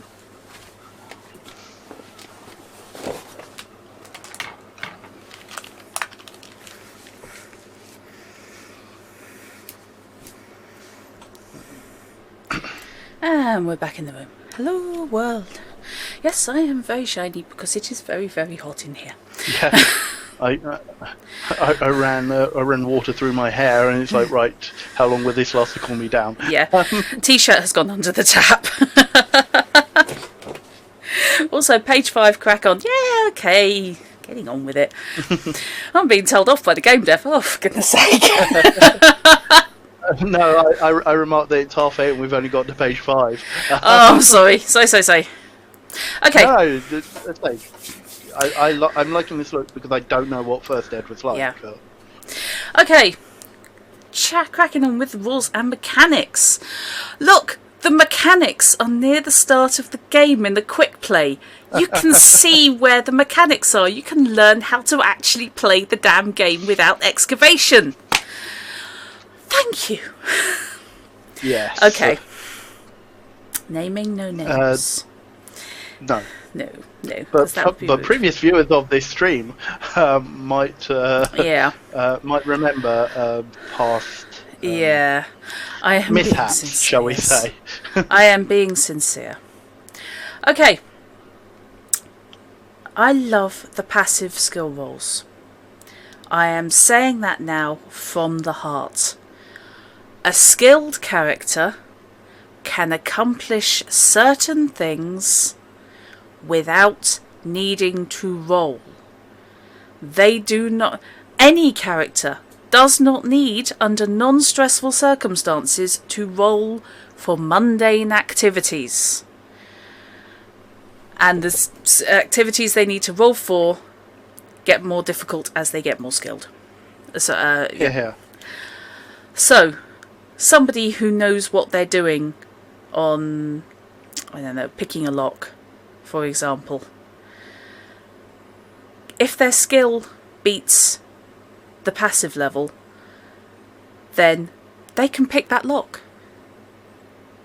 They don't need to, oh my god, I've suddenly forgotten how a basic lockpick works. So, passive rolls. If the difficulty assigned to the test is mundane, the task is automatically considered to be a success without the need to roll any dice. Rolls up to complex may be passed automatically as long as the character is not under duress. So yeah, circumstances make difference. I know it's always been there, Fish. It's just so nice to see it still there. And it's something that is only coming into other game systems now. As a fundamental thing. I mean, the idea we are now coming to is that rolling dice is not always good. Adding variance is not always good. For the most simulationist of games, maybe it is something you want. But for the most part, if, as has been specified, this is a game where you want to focus on the ROLLE playing as opposed to the ROLL playing. Doing away with unnecessary dice rolls is a very good idea, and making it very clear to the GM that you do not have to call for a dice roll for every single thing that a player is doing. I very much like that. Yeah, and it does mean that when they are rolling, it's because it's significant. Yeah. So, A simple task is automatically accomplished when they either have 1 rank in the relevant skill or the character's stat is 3 or greater. Challenging for 2 ranks or 5 or greater stat, and complex relevant skill bonus of 9 or greater. This is not going to happen often. It is not easy to get a level 9 in a skill. Judging by this, I suspect this is, but if you have that level in a skill, then yeah, I would bloody well expect to be able to do certain tasks without needing to roll like a rookie. Yeah, because going back to stats and skills, it's like stats are on a 0 to 6 scale and skills are on a 0 to 4 scale. Yeah. So you're looking at quite a wide variation in that, which gives you nuance. Without being stupid. Yes. Okay. Active skill rolls require the players to roll the number of dice and obtain a value or values higher than the target number. So, fairly simple. We have a nice clear table there for target numbers, which are 4, 7, 10, 13 and 16 respectively. Bear in mind you're rolling d10s. Absolutely sub-trick. Although I think there were some fear checks going on right towards the end. It's up to the GM to assign the difficulty to a skill roll. Thank you for trusting us. That's nice to know. And a decent breakout as to what constitutes simple, challenging, complex, strenuous, and insane difficulties. And of course, you can modify those difficulties by situational modifiers. So if I'm having, bullets flying over my head, probably going to be quite distracting from what I'm doing. As I say, I know the writer is in the chat at the moment, but this is a terminology thing. I generally have an issue with the top level of difficulty being labelled as insane, because that is it is ableist language, basically. And I know general usage puts that sort of thing as we use terminology like this in everyday life without necessarily the consideration of how and why these are damaging to folks with mental health issues. And I think insane is one of those terms that does get thrown about a lot without thinking about it. So I would like to see it change, but I know it's so ingrained in the system at this point, it probably is difficult to do so. Yeah. No, I can see that actually, yes. And that's a perfect point worth making. It is a point worth making. Because things that have become shorthand in language divorced from their original medical terminology can be looped back as slurs and unpleasant terms for people suffering from various mental health issues. Yeah. I mean, we know the issues about words like hysterical and so forth. Hysterical, lunatic. These are all words that we need to at least look at the way that we are using them before we actually go ahead and throw them around as labels for people. Yeah. I mean, hysteria, of course, was traditionally used to apply to women. It was a very female form of insanity. Exactly. Yeah. And its pejorative usage these days very much buys into this, because you will never see a man being labelled as hysterical. Or if they are, it's because they are. It's in the comic sense. Yeah. But you will never see it used in the same way with a man as it is with a woman. Yes, Knight. I think I know. This is a language discussion. Yeah. No, it's all right. No, I'm just noting around the that Subtrix noted the feedback and it will be discussed. That's nice to hear. Thank you. Good. And, thank you. Knight, again, one word that technically applies to him, is widely used as an insult, so he tends to avoid it. Yeah, I know what word he's referring to there, and yeah, I can see on both counts. Using it about yourself I in mean- exactly correct context, I can see, but it's generally used as a slur, so no. Yeah. I can understand why you avoid. Fishy smokes a bit over not using such terms in Obsession. Fair enough. Yes. There is one. I will, on a digression, just say that there is one particular term that is used that is very prevalent in US usage that doesn't mean the same or has the same pejorative context as it does in UK. But it is still something I would not use because I am aware in the UK that the UK usage of it is definitely, yeah. Yeah. There is a reason why certain charity changed their name. Oh, yes. Yeah, fair enough. There's a couple who did, but I think I know what you're talking about. Yeah. But I think we know the ones we're talking Yes. about, and we don't mean to allude, but we don't wish to say the word, basically. Yeah. Yeah, there's no need for it. Yeah.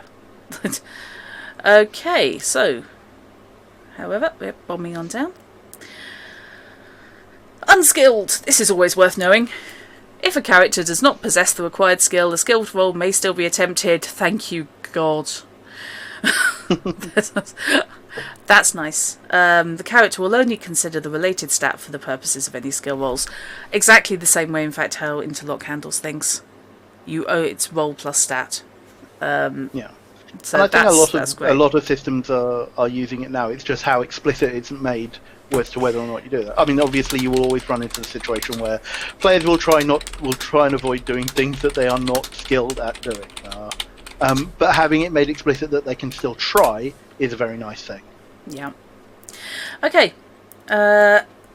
We get to the bit that's unique to SLA, which is when you're actually rolling. You roll, this is the differentiated die, this is the one that they were talking about right at the start. You roll your success die, that is the one that determines whether or not you pass or fail the test. One die. Irrespective of your stat skill, of your skill really. What you do is you roll, you add your stat and your skill to beat the target number.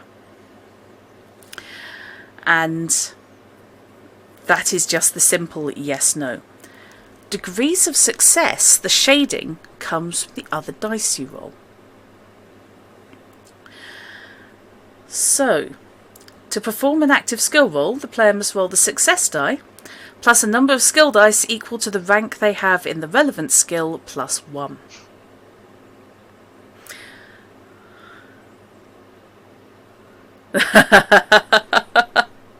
Thank you for that sub-trick. You've just saved me and Fishy having another 3-month argument over such things. So, an unskilled person is just going to roll the success die. Somebody with any ranks in skill is going to be rolling success die and between 1 and 5 additional dice. So the most you'll roll at any time is 6d10. Each die is considered independent, you don't total them. And thank you for that wonderful frother name, that's great. Zach McTavish, frother operative, is making a detect roll and has the detect skill at rank 2. They roll a total of 4 dice. Success die, 2 for the rank, and basically 1 for the pot. The extra die. So 3 another skill language dice. digression. Thank you very much for using die and dice, and not just using dice for all. Yes. I know it's minor, but I actually really like that. I think that sort of thing shows that they're paying attention, and that just shows a level of skill. Yes, I think it's a great classic name. I will also say that under no circumstances, even if I ever end up playing a frother, am I ever attempting a Scottish accent. No, no, no, no, no, no, no. Does the techno caber exist as a weapon in this? If it doesn't, I bloody want it to. However, the chain axe is a classic. So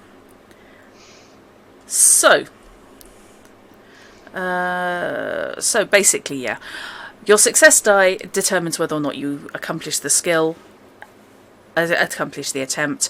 Your Whether you then succeed versus the target number on each of your skill dice, that shades how well or how badly you've done it. Oh, the power claymore, yes.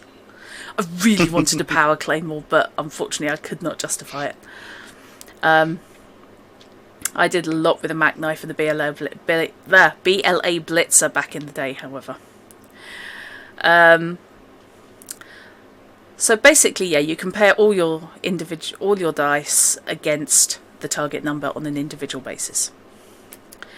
So, if you've succeeded on the success die,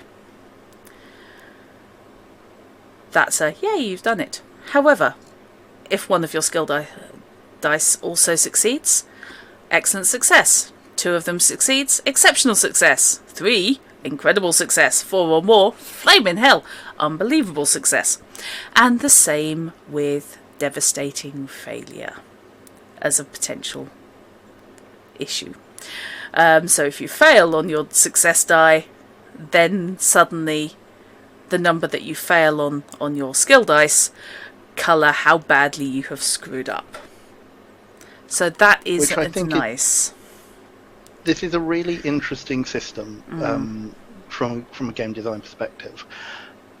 Question I want to ask here is does this differ from First Ed, and if so, in what manner?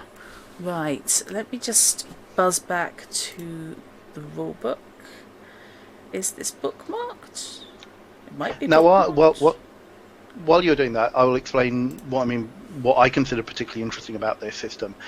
It means that if you succeed and you get extra successes via the skill dice, you succeed really well.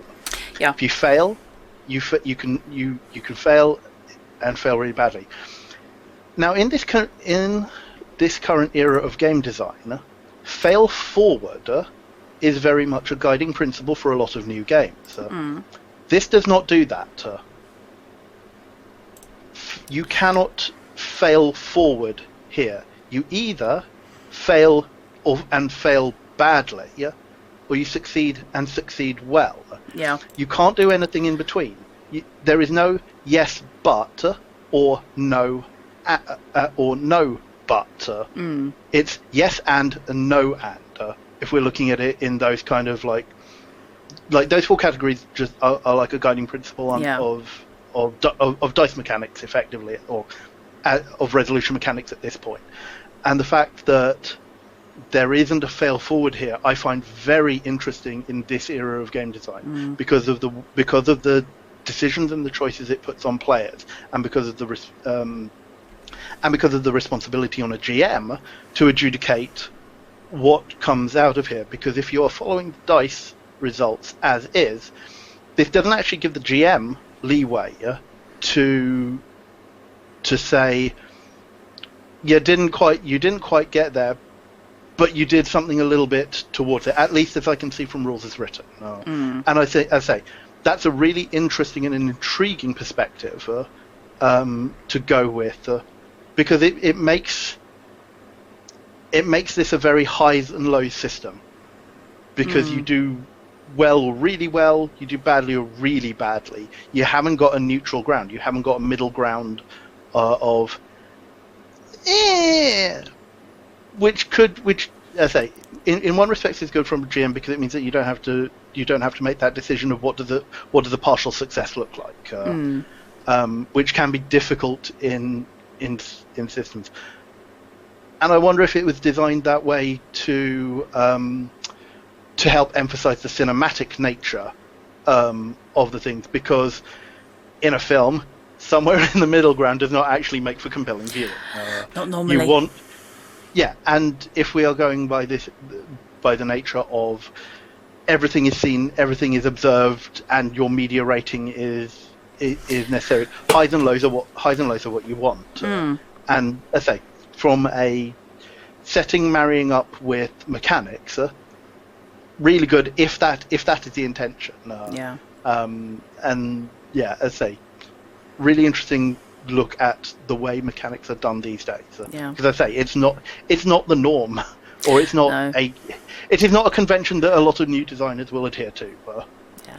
Just filling in for verbalization for the benefit of the tape. It is a significant change to first edition. First edition was 2d10 plus stat plus skill. 11 is a success, 21's a crit. The full rules provide some additional get-outs for skilled characters when they fail, including a nice little twist that grants them a bonus for a devastating failure, a chance to learn from their mistakes. Okay, that is interesting as a fail-forward.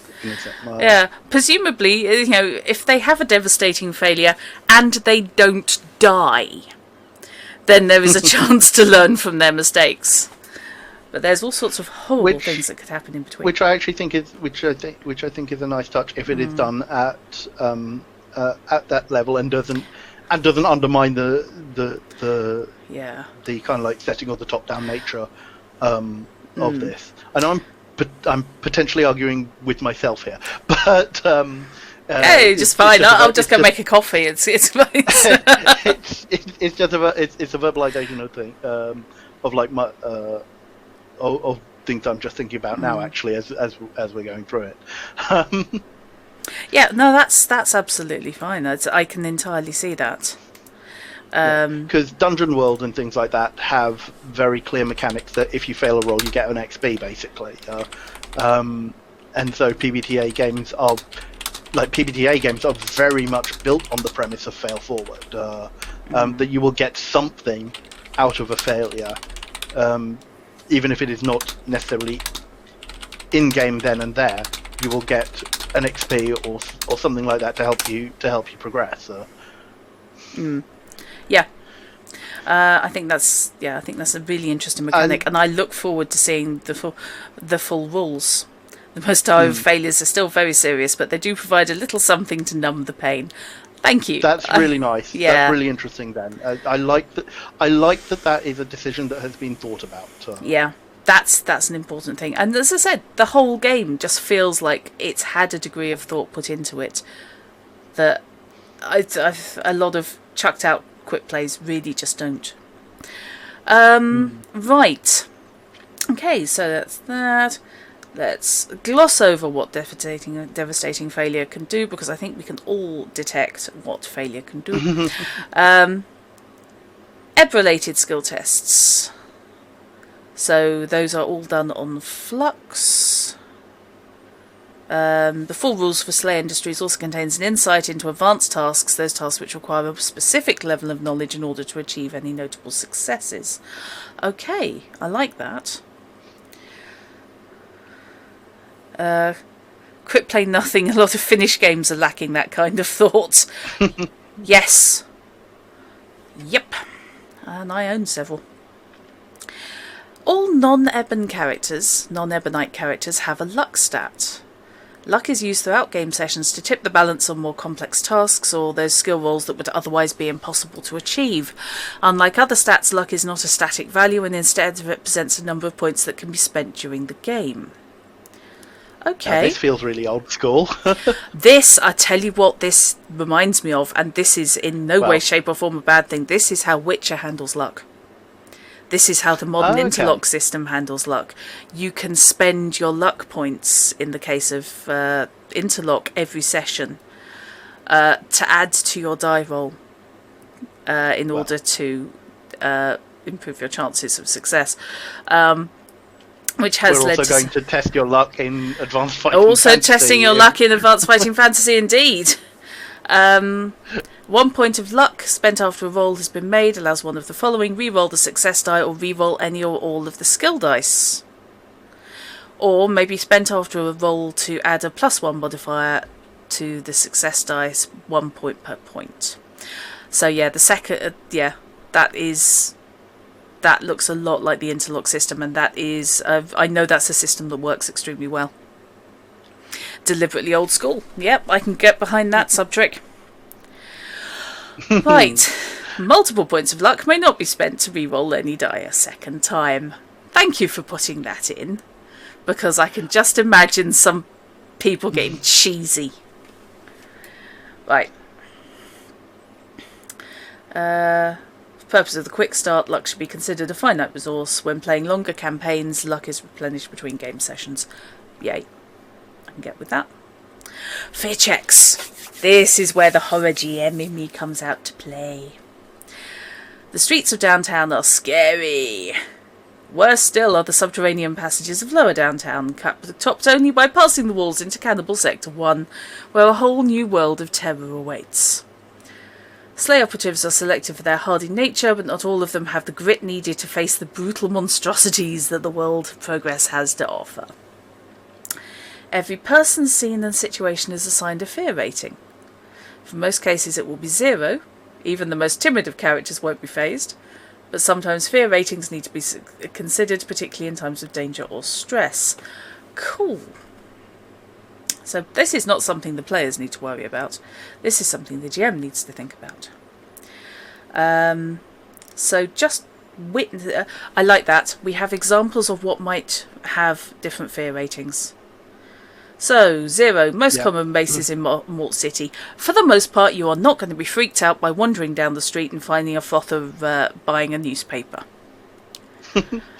That's not... You really have to push the issue there. That's where phobias come in. 1, most alien races carry in cannibals and violent crime scenes. How bad is Mort City that a violent crime scene only has a rating of 1? Yikes. Stormers have a rating of 2. Well-feared ops, dark night threats, excessive gore or violence. Carnivorous pigs aren't on the table because they fall off the bottom. Yeah, I hate carnivorous pigs. God, they're horrible. Yes, I was ignoring these stomers, but fair enough. Those crime scenes Long are on pig, the TV. white pig, narrow pig. Yeah. Yes. So, a 3 rating. Extremely gory murder scenes. Being alone and cornered by a pack of carrion. Yeah, that's a code brown.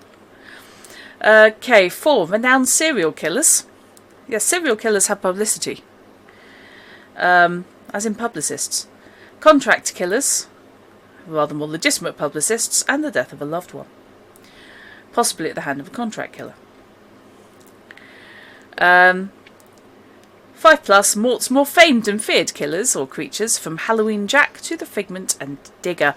If you look at the front page of the Quick Play, when you get it, and I suspect anyone who's watching this is probably going to be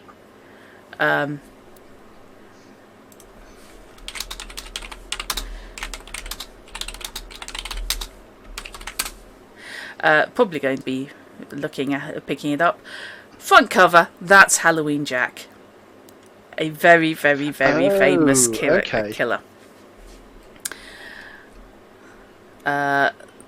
Legendary throughout Mort. And great fun. And basically, you do not want to see this person. I'd have him on the t-shirt, but just no. Not in game. Just as a side note, I'd be very interested to see or to know if the full book is going to have setting fiction to help bolster this. First Aid did. And to explain. First Aid very much did. Also, I don't know how this version of the rulebook's going to handle it, but yeah, First Aid had loads. But things like Karma, lots and lots and lots of fiction. Okay, you're in. Things like Karma, the biotech sourcebook, had things like magazine interviews with a SLA team, done very much as a sort of promotional thing. So this is your career to date, and you had this victory against that situation. So how do you handle the pressure, and are you actually dating? The real sort of magazine interview type things. And that was just in the middle of the book. It was awesome. Yeah. It's great, and it really helps the setting. It really lets you get your teeth into the setting. In addition to the base fear rating, a number of modifiers can increase it, in making the impact of the effects of fear appear far greater. So, if you're in a squad outnumbering your enemy, less scary. If you're outnumbered, more scary. Badly wounded, lost, and alone, even more scary. Being tortured by Dark I'm Knight very- agents, very scary. I'm very interested to see that just being alone gets you a +1. Yeah. Here. Yeah. So I'm guessing don't split the party. Don't split the oh dear God. Carnivorous pig alert. No, don't split the party. Yay, gods. No. It is very much certainly when First Ed went scary, it went horror movie scary. It went full blown sod aliens, it went alien. Right. Lots of ducts, tunnels, and deeply unpleasant things that come at you with the teeth and the claws. So just on that front, so are we looking at like the pitch being like cyberpunk or post-cyberpunk horror noir? Yeah. We're looking at, I mean, effectively Alien meets Raymond Chandler here. Yeah. I mean, is that the sort of feel that you would want from a game? Particularly, I suspect that's the feel that you would get from a game that you run, Raptor. Yeah, I think to be honest, yeah, I think Alien meets Raymond Chandler is probably quite useful. The more guns you give the PCs, the more scared they get when those guns aren't enough. Yeah, that's worth paying attention to. The general style and structure was refined in the recent Cannibal Sector 1 sourcebook. We tell the story in a direct manner and tell different standpoints and opinions through quotes, using different voices for the people associated with the scene. You get an overview in normal text, then someone telling you the facts, humour, swearing, local dialect and all. This all ties into the story that runs through the book. Yeah. Cool. Because Yeah. that was one of the things that really grabbed me about a number of settings, but most particularly like old school Planescape. I will wax lyrical about Planescape being one of my most favourite settings from now until the end of time. But one of the things that it was very good at was presenting things in the language of the setting to help get you in, to help embed you in the setting and the tone, because it was a game all about tone. And I like the fact that if there is like the full book here will have lots of that fiction to help bring you into it, and I think that is something that is very helpful, particularly in a setting which is unfamiliar to most people. Yeah. Like I wouldn't expect it in a D&D book because we're all familiar with like generic high fantasy. Yeah. But for something like this, which is out of the ordinary and which is out of the comfort zone of most people, I would want to see like how you embed a character, how you get that tone. Yeah. And I think the fear test here is a very interesting way of presenting that, both as a mechanical and and a non-mechanical way to do so. Yeah. Because I haven't seen this in other systems outside of a dedicated horror system. Yeah. Call of Cthulhu variants. Yeah. Being the most thereof. Yeah. And I love the fear effects. It's a cool check for fear, and you can be discouraged, afraid, or petrified, depending on how badly it goes. Nothing about the world of progress is normal. We can grow 7-foot super soldiers, but everyone still has a fax machine. To explain this world, we need to tell great stories. Yes! I demand one to sit there and go, you have a fax. You have a fax. But then I was playing Under a Killing Moon the other day. So, players are expected to roleplay the effects of fear, drawing on their personal experience of being afraid. Yep, just use flashcards with pictures of spiders on for me, and that'll be it. Screenshots from arachnophobia. I hold up the X card. Yeah. No, I can get behind that. Yeah, fine as long as nobody starts waving animations on their phone. Okay. Combat. Something that I spotted today when I was cruising the Facebook page for the World of Progress. Previously, you could reasonably expect to blow the living daylights out of the scenery, people, and so long as you filled in the right paperwork before or after, you could pretty much get it hand-waved away. This appears to have changed, to the extent that explosives are now not to be used, where they can damage damage the city property. If you're in the cannibal sector, that's fine. But don't expect to be lobbing around frag grenades, high explosive ammo. That's going to have to make people think about what they're doing. Time to get friendly with the good old Sven 603, the traditional op handgun. Right. Yeah, bullets were really expensive. They've just upped the bullet tax concept. Hey, I was really careful with my bullets, hence I had a Mac knife. It's very easy for players and GMs to be blinded by the powered armoured suits, Fen Power Reapers and the Gash chain axes. Those are brands, by the way.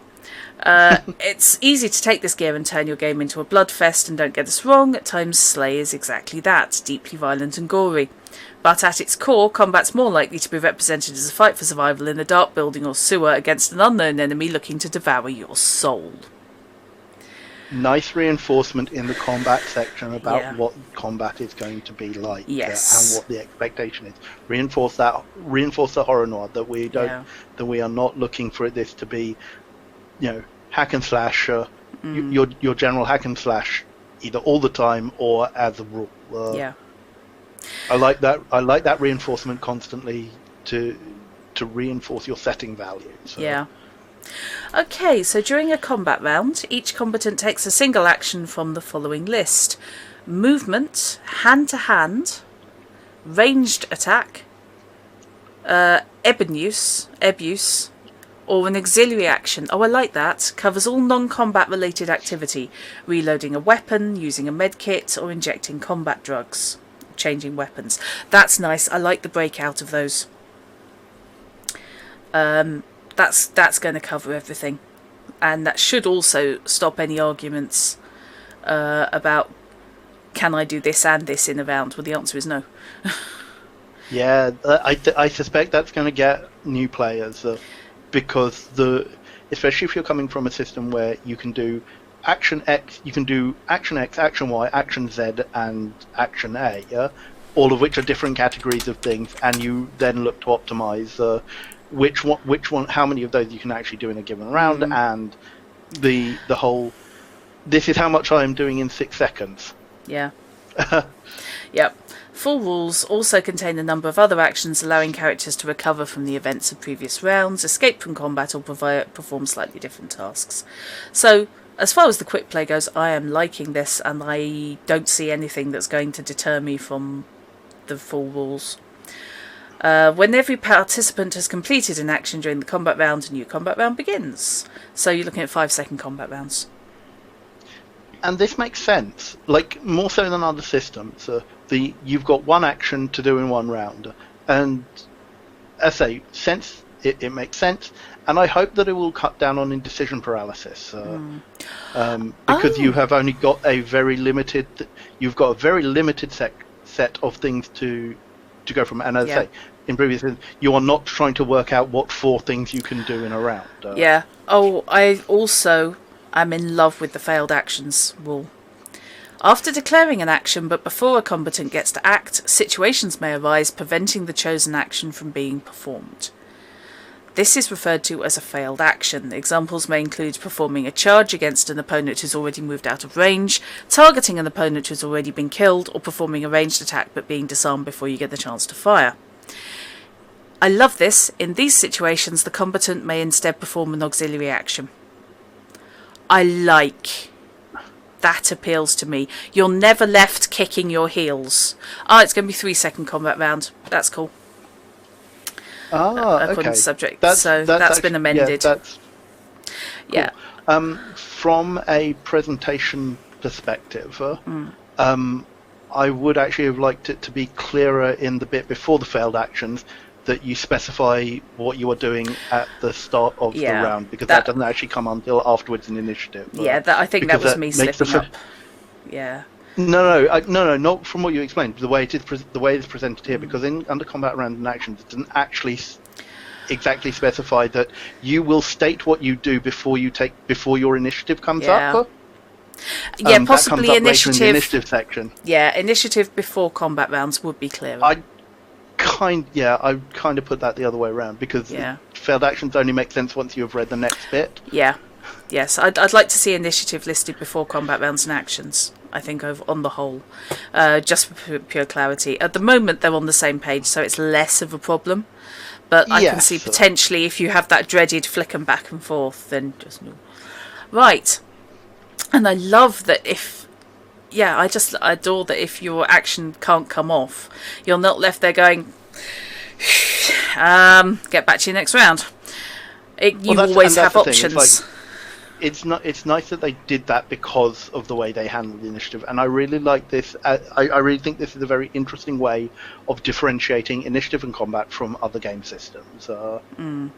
Because there is a great danger that a lot of these games effectively have the same rule system at heart, and not enough care is taken to make differentiations that suit your game. Yeah. And oftentimes there's a lot of, we are making a change just because we want to make a change, but it doesn't actually work for your game system. Yeah. Here I am hoping that this works for the game system and helps, reinforce the thing. I say, if these are 3-second combat rounds, then it doesn't feel like a failed action is a massive drawback. No. Okay, so you will expect these to come up in gameplay. Yeah, they're going to happen. A character's initiative bonus is equal to their dex and con. So it's a d10 plus your initiative bonus. Nice and simple. Ties are broken by whichever combatant has the highest rank in detect. I like that. Your observational capabilities determine whether or not you can tie-break. You win a tie-break in initiative. That appeals to me. It does to a certain extent, but my concern here is that you have now made initiative dependent on 3 different things. It's dexterity, concentration, and now detect. Which, I don't know, it feels a little bit all over the place. Without seeing it shake out, I don't know if I can actually say good or bad. Yeah. But it feels strange that you have 3 different things that are impacting here, and then got this whole notion of how many levels down do you break ties. Yeah. Tie break. There is 1 level of tie break. Otherwise, it's simultaneous action. Sure. But the fact that you've then got, as I say, you're looking at 3 different figures for this, which feels odd. But I mean, obviously, it may work out given the way that skills are spread, because how many people are likely to have? How many times is a tie actually likely to come up?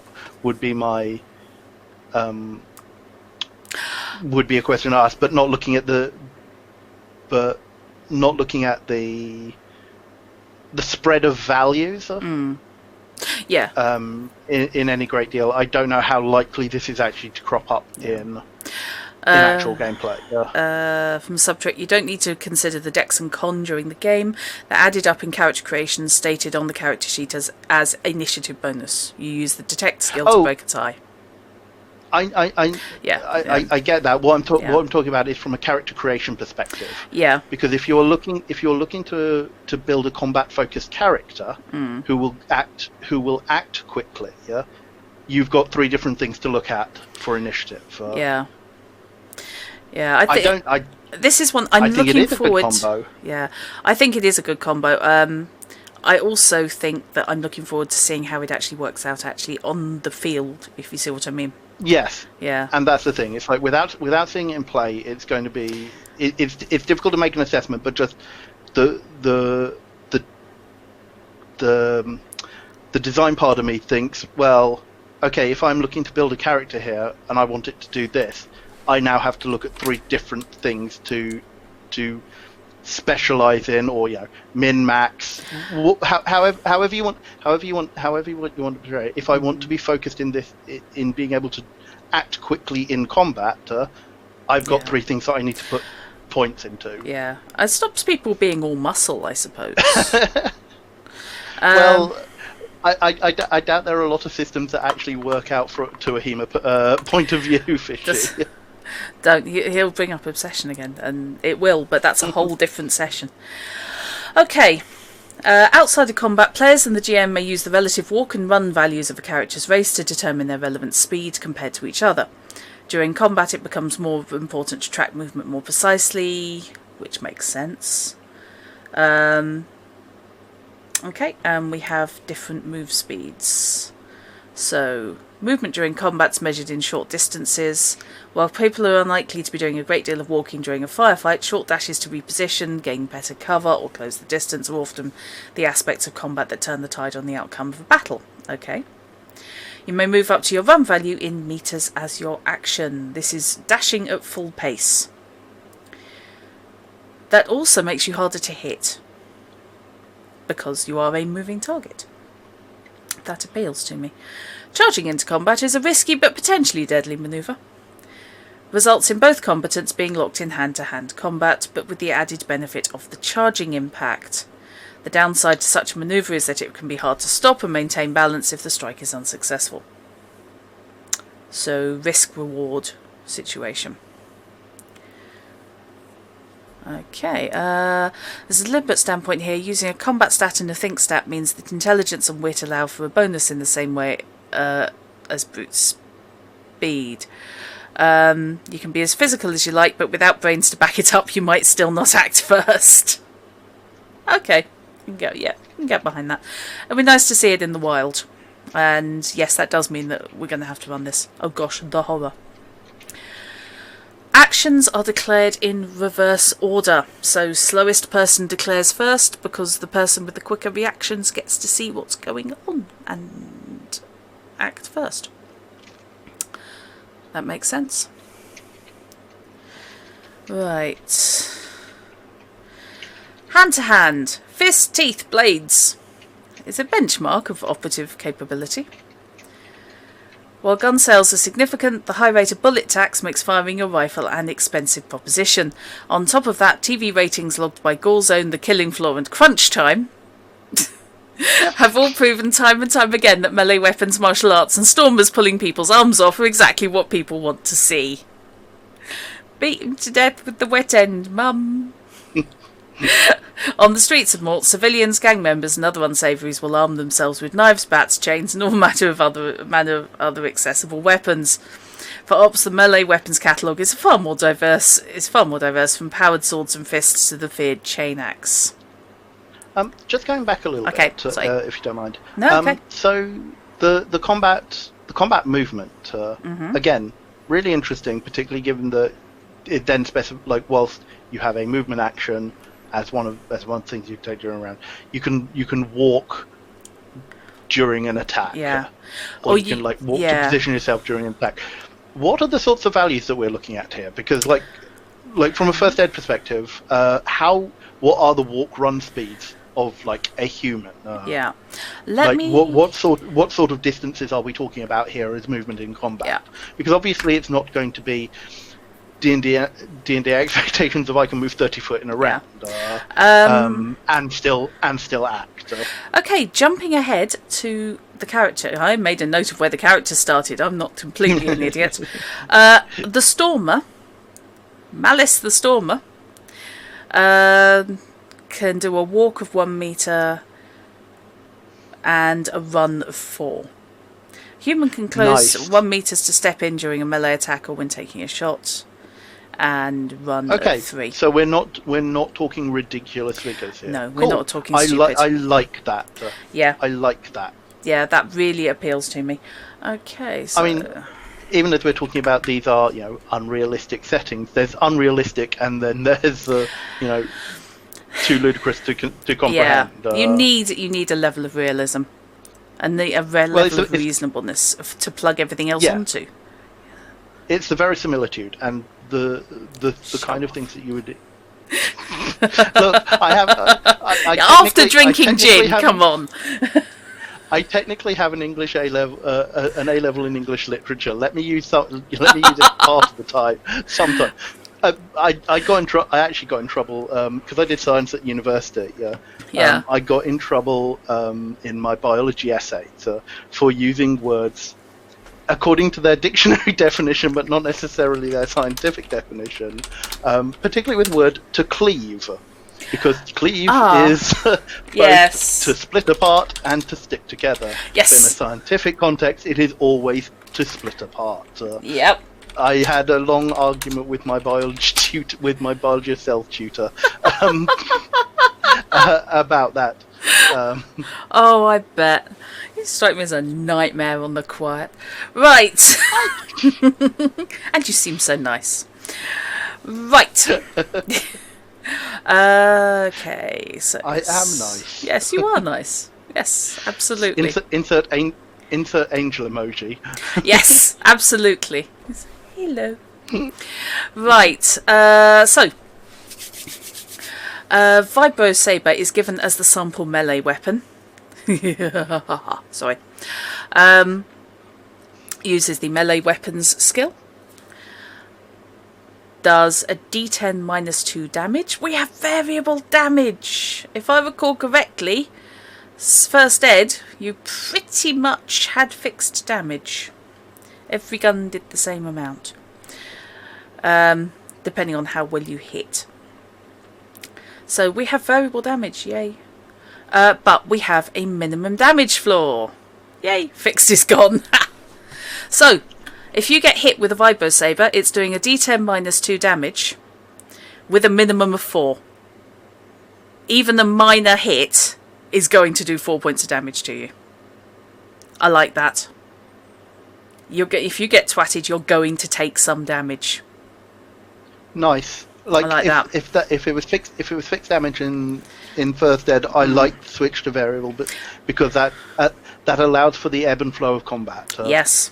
That allows for meaningful variation. Yes. No longer can you take the biggest gun with the best bullet and ensure a kill. Yes. Thank you. Yeah, have seen that. Yes. Glad we're on variable now. Woohoo. Yeah, fixing work where you really need to build the system around it. Yes, because you then need to introduce a greater degree of variability into your to hit, which then brings in additional problems of, well, I built myself as a combat warrior, why can I not hit this thing? Exactly. Okay, so... And also we're back to the 5% rule. Yeah. And AD is armor damage. So the amount of armor damage inflicted to the target's armor. Fair enough. Discussed in greater detail under armor. So, right. Armor takes damage as you get thwacked. Which makes total sense. Everything's ablative. When performing a hand-to-hand attack, the combatant may move up to their walk value, as we've established. So you can manoeuvre a meter before you hit someone.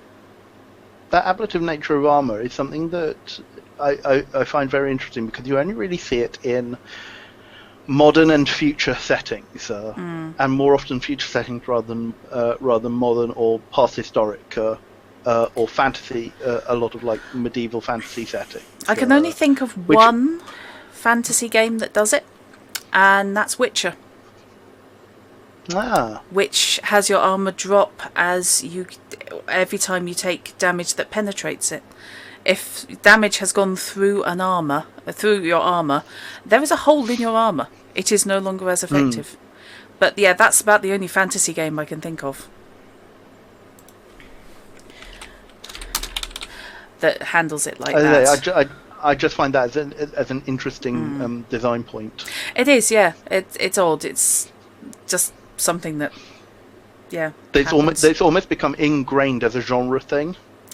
Yeah, I can see that. Okay. Because in Star Wars it's an ablative thing as well, even though that's a D20 based system and such. Yeah.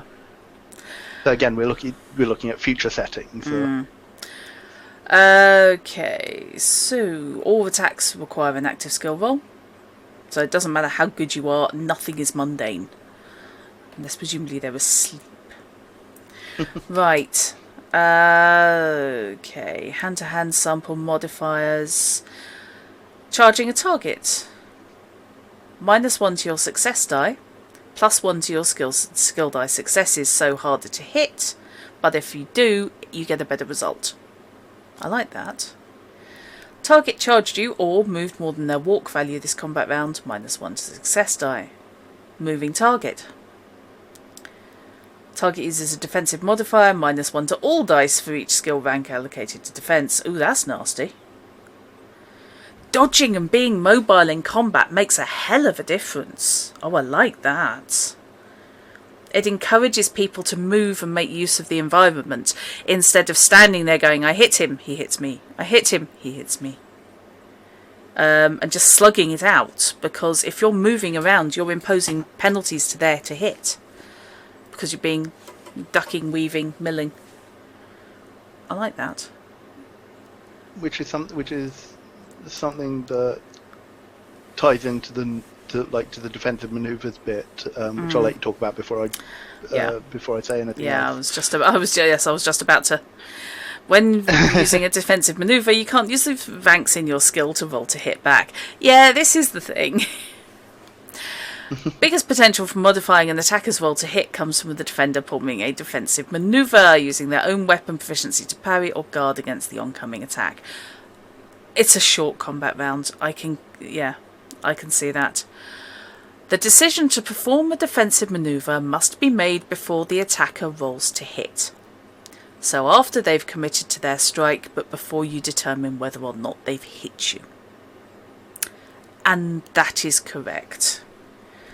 If somebody is striking towards me, and I am going to draft in swords because it's one of the things I do.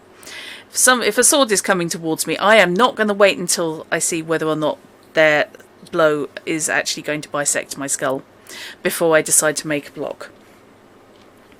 You're going to perform that block as soon as the strike is committed. So that works for me. To perform a defensive maneuver, the defender may allocate any number of ranks of the chosen skill according to the weapon they're currently armed with. As action takes place quickly, it's not possible for someone to decide to draw or drop a weapon for the purposes of swapping to a different skill. You use what you've got. I like. Yep. While unarmed defense may take place if the character is holding a pistol, any character holding a two-handed firearm such as a rifle or support weapon may not perform a combat defense. So no parrying a chain axe with your rifle. Each rank allocated... Well, I guess not unless you want to lose it. Well, yeah. Each rank allocated in this way applies a -1 modifier to all dice being rolled by the attacker. Any ranks allocated this way are not available to the defender during any attack they make during this combat round. So, the more you chuck into defence, the less chance you have to hit back. Cool. And Meki here has brought up the point that I was going to make. Yeah. So, from this read through, this is very grainy. There is a lot of +1, -1s being thrown around here. And I wonder in combat, I wonder if in an actual playthrough, how many times this is actually going to come out to be neutral in terms of the things, and you have gone through the maths to determine that it is neutral, and have spent actually a lot more time trying to work out what your modifiers are. Yeah. And particularly for folk who are dyscalculic or who have processing issues with lots of +1s and -1s cropping up, because we're not talking about numbers that are going to be greater than about +2 or 3, really, at the top ends of defensive maneuvers and things like that. Yeah. So how much time is actually going to be spent calculating things for effectively a negligible or net neutral outcome, and the faff spent doing that, which again has the issues of indecision paralysis. Well, I need to try and get this +1 to offset the -1 that I'm going to be spending on a combat maneuver if I want to be able to do this. So yes, whilst it's decisions, as tactical combat goes, for a system that is maybe not necessarily designed to have too many fights, and that may be the offset. You are not expecting to actually have that many combats in a given time period, so actually spending the time to do this isn't actually that bad. But I'm just, I say, something I'm thinking about how this plays out is you are very bitty about how you are calculating your actual your actual attack value, and the notion that you might actually just have rounds and rounds where you just bounce off each other would be a concern. Yeah, because that may end up actually just spinning out the combat.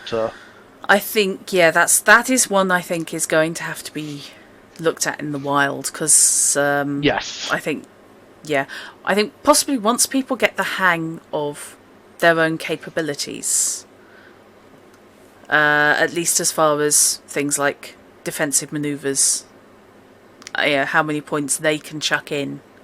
I think once people get the hang of that, then I think that is going to be a lot smoother. But I can see at the first couple of combats, I can see an awful lot of hang on a minute. Let me just look at the table. I think the GM really needs to sort of get their head around the way the modifiers work, so that they can lead the players through and get them used to what they're probably going to be doing on a regular basis. But actually, thank you, Subtrip, for actually restating that. That's actually really nice to hear at this point, actually. If any concept, rule, mechanic or test explained in this chapter would otherwise break the flow of the game, it should be ignored. Rule of common sense. Yes. Yeah. Yeah. And actually, thank you very much for interjecting this at that point. Because, absolutely. Yeah. No, I can totally get behind that. That's fine. Happy with that. So yeah. Also, yes, thank you for that explanation. As for the 1E rules, first step required. I think this is relatively streamlined. First step required some intense maths and was the main thing it came under fire for. Have played First Ed? Yes. Cannot argue that. We've done away with that and made this fairly smooth. At the same time, it was important for us to include tactical depth. At the end of the day, this falls into the most important rule stated at the start of the rules section, which is basically, when in doubt, common sense rules. It's important for us to include the tools, and we think once you get playing the game and you're rolling the dice, you'll find it much smoother than it reads. Yeah, I have a feeling that's how it... Yeah, I think that's probably going to. And a lot of things do end up shaking out that way. As I say, it would be remiss of me if I didn't if I didn't raise it at this point. But yeah, as I say, I suspect it probably plays out better than it reads, as do a lot of mechanics. Yeah, I'm just restating the whole who's in what chat.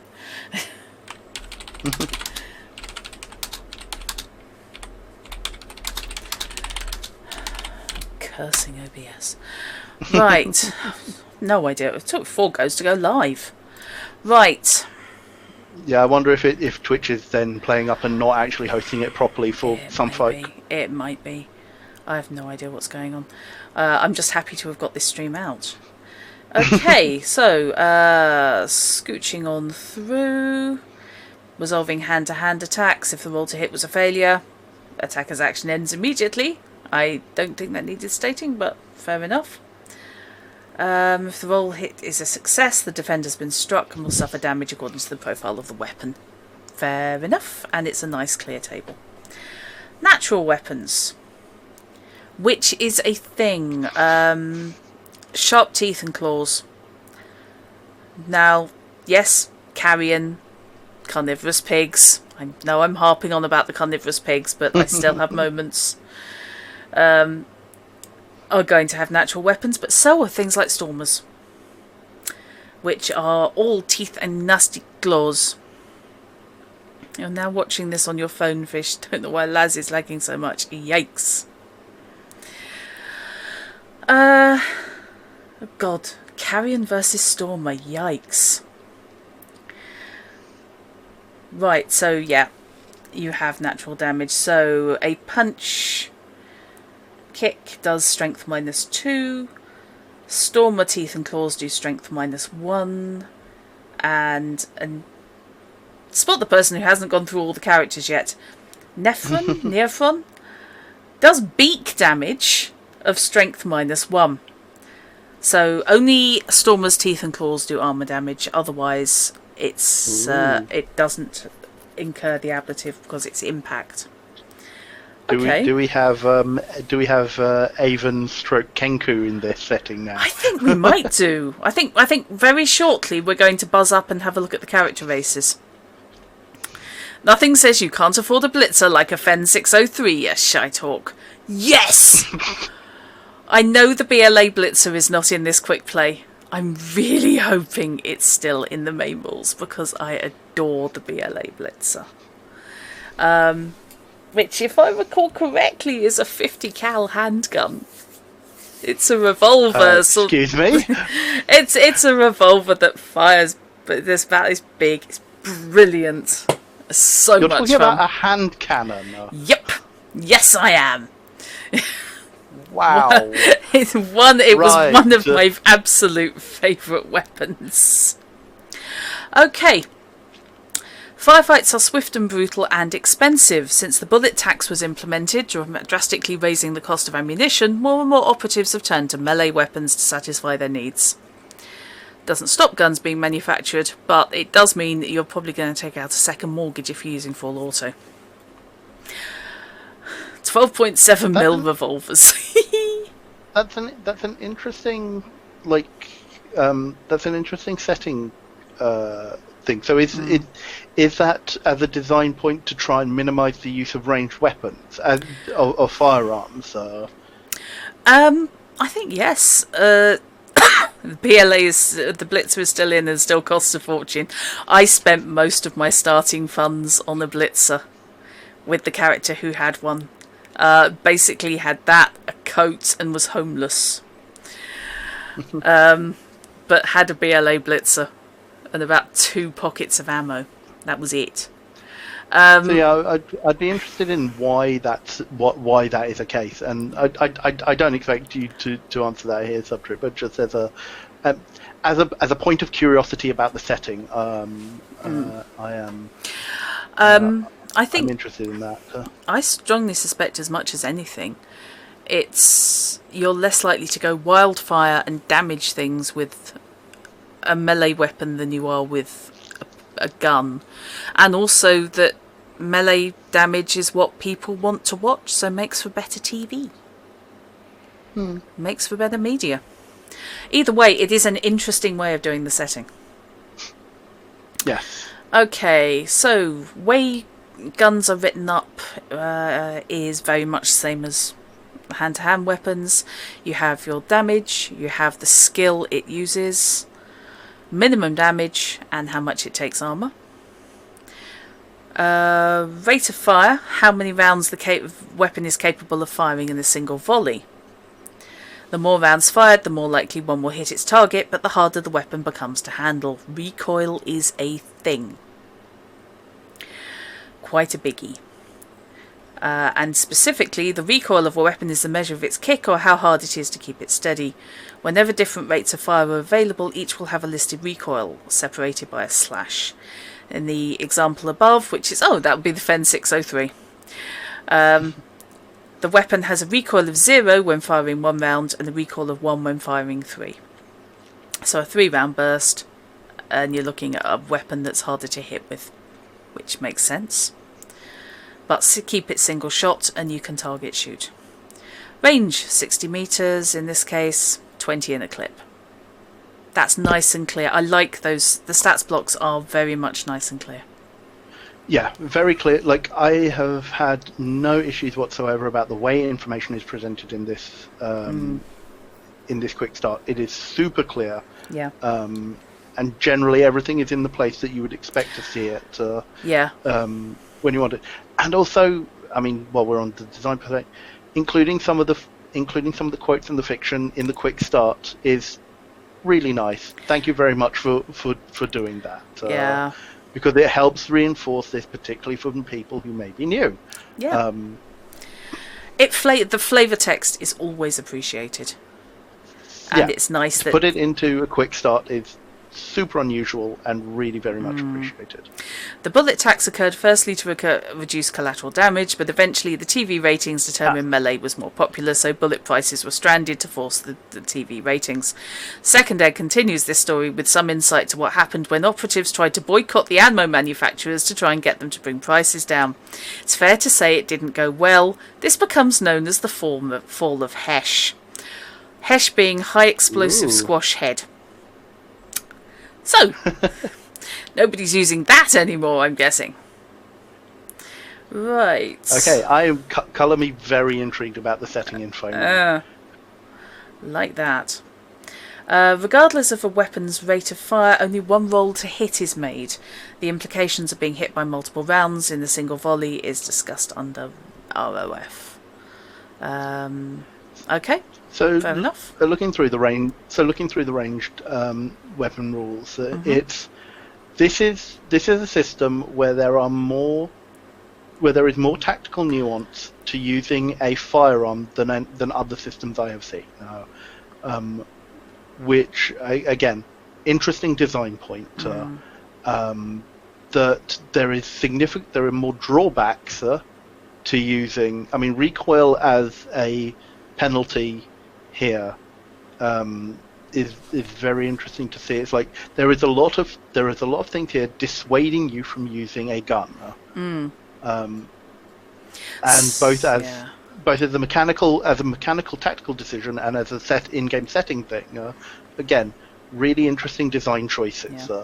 The single hit-to-hit roll for high rate for full auto fire or 3-round burst, as this one is using, I really like, because I've read too many systems where if you're firing on full auto, it's you guys go and make coffee, I'll just be here rolling my damage, because you're rolling to hit for every single round you fire, and that can be a pain in the neck.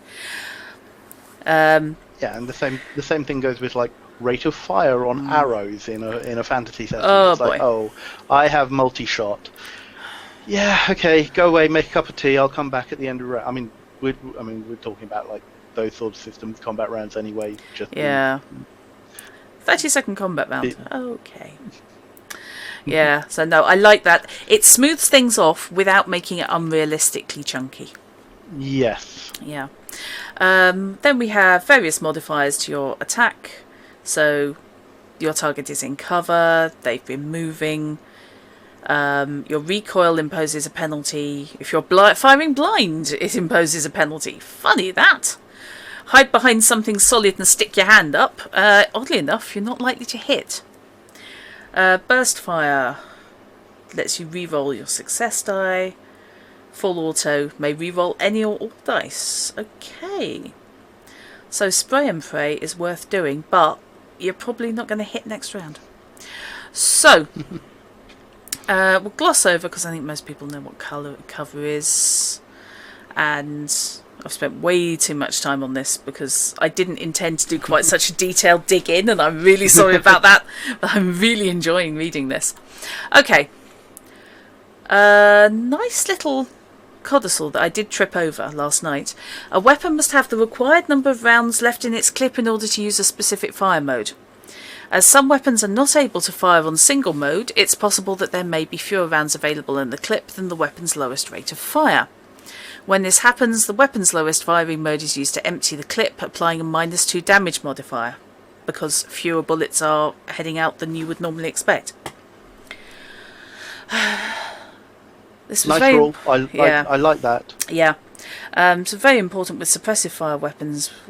With weapons that can fire 20 to 50 rounds over 2 combat rounds. Smeg. A single roll allows this to stay smooth but have a small significant impact. Saw what you did there. Yikes. Badaka. Badaka. That would definitely... 3-second combat rounds, Knight. Okay. Let's have a... Oh, we've got some artwork. Yay, welcome to the carrion. That's nasty. That's really horrible, in fact. So, oh. Yeah, you just had the stream catch up, didn't you? In the sewer. That's what. Obviously, a live version. No, I'm following through the thing. My stream, the stream I've got up on the other monitor suddenly crashed. I took one look at the carrion and just went, you know what? Nah, no, we're all right there. So is the carrion the rat or the? No, that's the big thing that the rats are eating. Right. Okay. Nice. Yeah. Lovely. Imagine one of them charging towards you in the dark alley. Or dark sewer, in fact. And all of a sudden, it doesn't really matter how good your weapons are, because you're still, as I said, on the code brown. And that's where the fear rules kick in. Right, okay, let's skip on a bit. Because, okay, we're looking at hit locations. Oh, that's nice. Okay. Good hits. Interesting way of doing cold shots. Yeah. Yes. If you have decent successes, which we have established earlier, which is if the skill dice make the difficulty, +1 damage or hit an arm, additional damage or hit a leg, or hit the head. I like that. That's a nice way of doing it. Just as a question, on the table of dice that equal or exceed target number, test die? I'm guessing that should be success die. Yeah. Yes. Yeah, I think I'm guessing that a name change happened. Yeah. So yeah, success die. Okay. Now this is interesting. So there's no damage modifier for the +1 skill die. Now going back to the skill table, where it also basically said that +1, that having one of your skill die come up with a success doesn't really do anything. I'm wondering, for simplification purposes, if that could have just been that those lines are effectively omitted and it just everything starts on +2. Shift everything up one. Or shift everything else. Like, I can understand having a break in there, but the fact that it now reiterates the fact that +1 doesn't do anything or doesn't really do anything makes me wonder if that could have just been simplified or edited out. But okay. Let me just buzz back up to the hand-to-hand while I'm here. Oh, does hand-to-hand do it? Oh. Yeah, I forgot to see if... No, because this is all on damage. So it's all on damage, so no. No, that'll be interesting to see how that works and whether it is an unnecessary add. Because having +1, having one of your success, one of your skill die come as a success is going to be the de facto almost, and getting nothing out of that. I say, just seems strange almost to call attention to it. I don't know. I say it needed to be mentioned, but I'm just wondering why on both things it's a nothing happens. The primary use for this is to balance the upper ranks. It means a rank 3 can achieve the same level of success as the rank 4 skilled person, as rank 4 is very hard to achieve. The impact of this is clearer in the full rules when these aspects are fleshed out. Okay. Yep. Thank you, Subtrick. Okay. I mean, to be honest, we're asking a lot of a quick play, aren't we? Of course, and as I say, these are things I'm thinking about, and that I don't necessarily expect to get answered here, but I would expect to be more thought about in the full rule book. Yeah, that I'm trying to remind myself when the full rule book comes out to have a look at. So. Yep, absolutely. Okay, so let's spin on a little bit. Damage from other sources. Falling, hit by moving vehicle. Oh, brilliant. Character falling from a first-story window in full armour will be suitably hurt, but is unlikely to die, whereas one falling 5 stories is unlikely to survive the fall unless they're very loosey. Page 17 of the PDF. I'm fairly sure that's supposed to be lucky. Just saying. The GM is free to assign damage and wounds for such instances as they see fit. Rule of common sense. Plus, I think rule of cool also comes in here. Rule of cool also comes in here, yep. You spend a good time, most of your time training your training period deciding if you want to go with a good gun or a suit of hard. HARD. Then when you hit the streets, the next year is spent trying to earn enough for the other part of the puzzle. The kicker is, once you get the good stuff, there's always something better you want. I saw a suit of purple crack shot in the PP showroom. That baby's got my name on it. Just a few more white BPNs. Gaff Franklin, human operative. I like.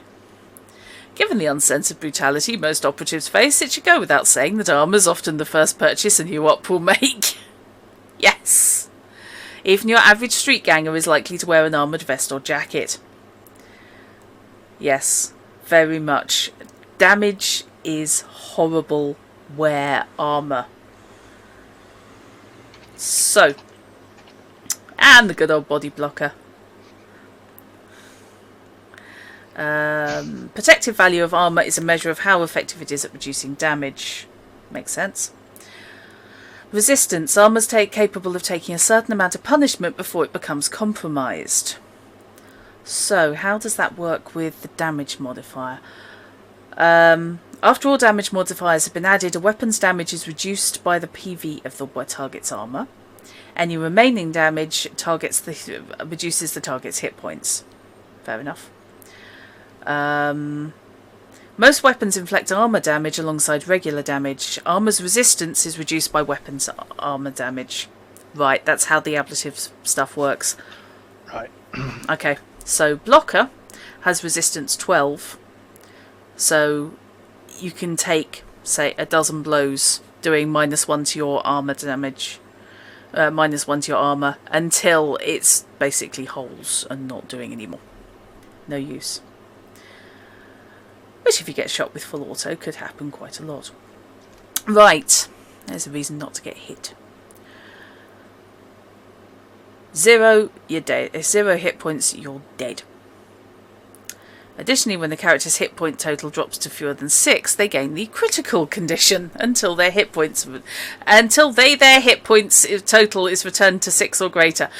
That's a Friday afternoon sentence. That went wrong. I don't know if you've already caught that one sub-trick, but yeah, what? I think someone typed one sentence at the start and a different one at the end. Also caught. Again, I have said before, this is the beta. This is the early access one, so it's no problem. God knows, I've seen worse in published material that I've actually paid for. Yeah. Okay, wounds represent lacerations or penetrative damage that is more grievous than a typical injury. Wounds are caused by damage to the limbs or head. So, the called shot, the extra damage from upper successes cause wounds over and above the hit points. Or from a single attack that causes a character to lose more than 50% of the remaining hit points. Character may at most have 6 wounds. When a wound is taken, it's noted on the character sheet. Each location may have at most 1 wound. A character with at least 1 wound receives the bleeding condition until all wounds are removed. Fair enough. Wounds represent the big holes. Hit points are minor damage that adds up. Can still kill you though. If at any time a character has 6 wounds, they're instantly killed regardless of how many hit points they have remaining. Well, ladies and gentlemen, that's worth knowing. And is unpleasant. But, again, reasonable. Crits can kill you. Right, skip over the conditions, because, to be honest, they're just modifiers and they're fairly self-explanatory. Full rules also include a number of other conditions such as burning, prone or stunned, which can come as a result of damage inflicted by certain weapon types. Goody. Healing is a thing that can happen either through medical intervention, the ebb discipline for healing, and some things are capable of regeneration. Yippee! Stormers are capable of regenerating 2 hit points or wounds every 20 minutes. So it won't help you in... Nice. Yeah, won't help you in that combat, but give them a little time for a breather, and they're, back up. Indeed, Neo, and welcome to chat. Evening, Neo. Yeah. Medical intervention. The most common way for a character to regain lost hit points is through medical intervention. The Booper Medikit is a common operative essential, allowing for basic paramedical treatment in the field. Okay, that makes sense. Right. And obviously there are better healing rules in the main rules. But this is enough to get you up and running. Ratings points. Ratings points add a strong cinematic feel to games of SLA. In a world where televised violence forms the core of primetime TV viewing and where camera drones follow Shiver operatives, Shivers are the cops. If you're the special forces, Shivers are the grunts on the ground. Camera drones follow Shiver operations on both sides of the wall. It's the media-hungry, sponsorship-hunting operatives who are always quick to steal the limelight. With their high-end weapons and armour, specialised training and natural flair, the cameras turn to operatives on the job whenever possible.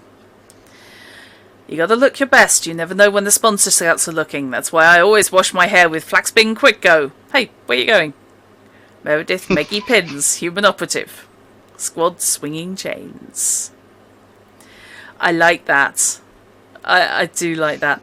Ratings points belong to one of the 3 categories, body, brain and bravado, with a number of points available in each as specified on each character sheet.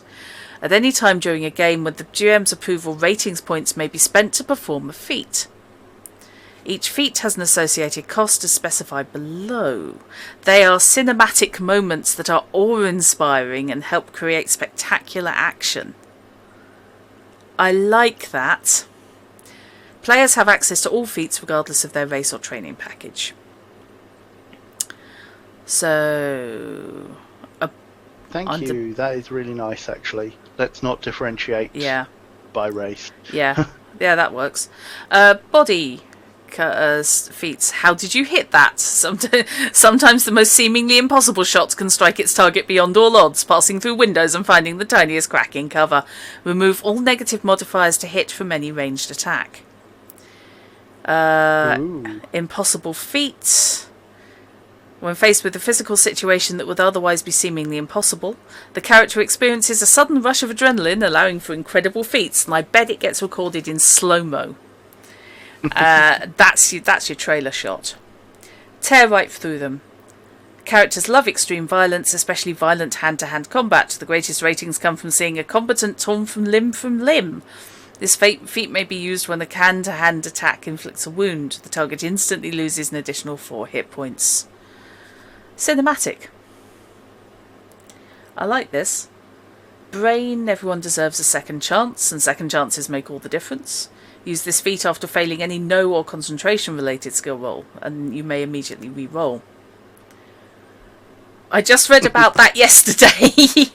It's amazing how coincidence plays its part. Use this feat before attempting any no-related skill roll with a complex or lower. The skill roll is automatically passed with no roll and is considered to be an excellent success. I like that. How do you earn ratings points? We like this.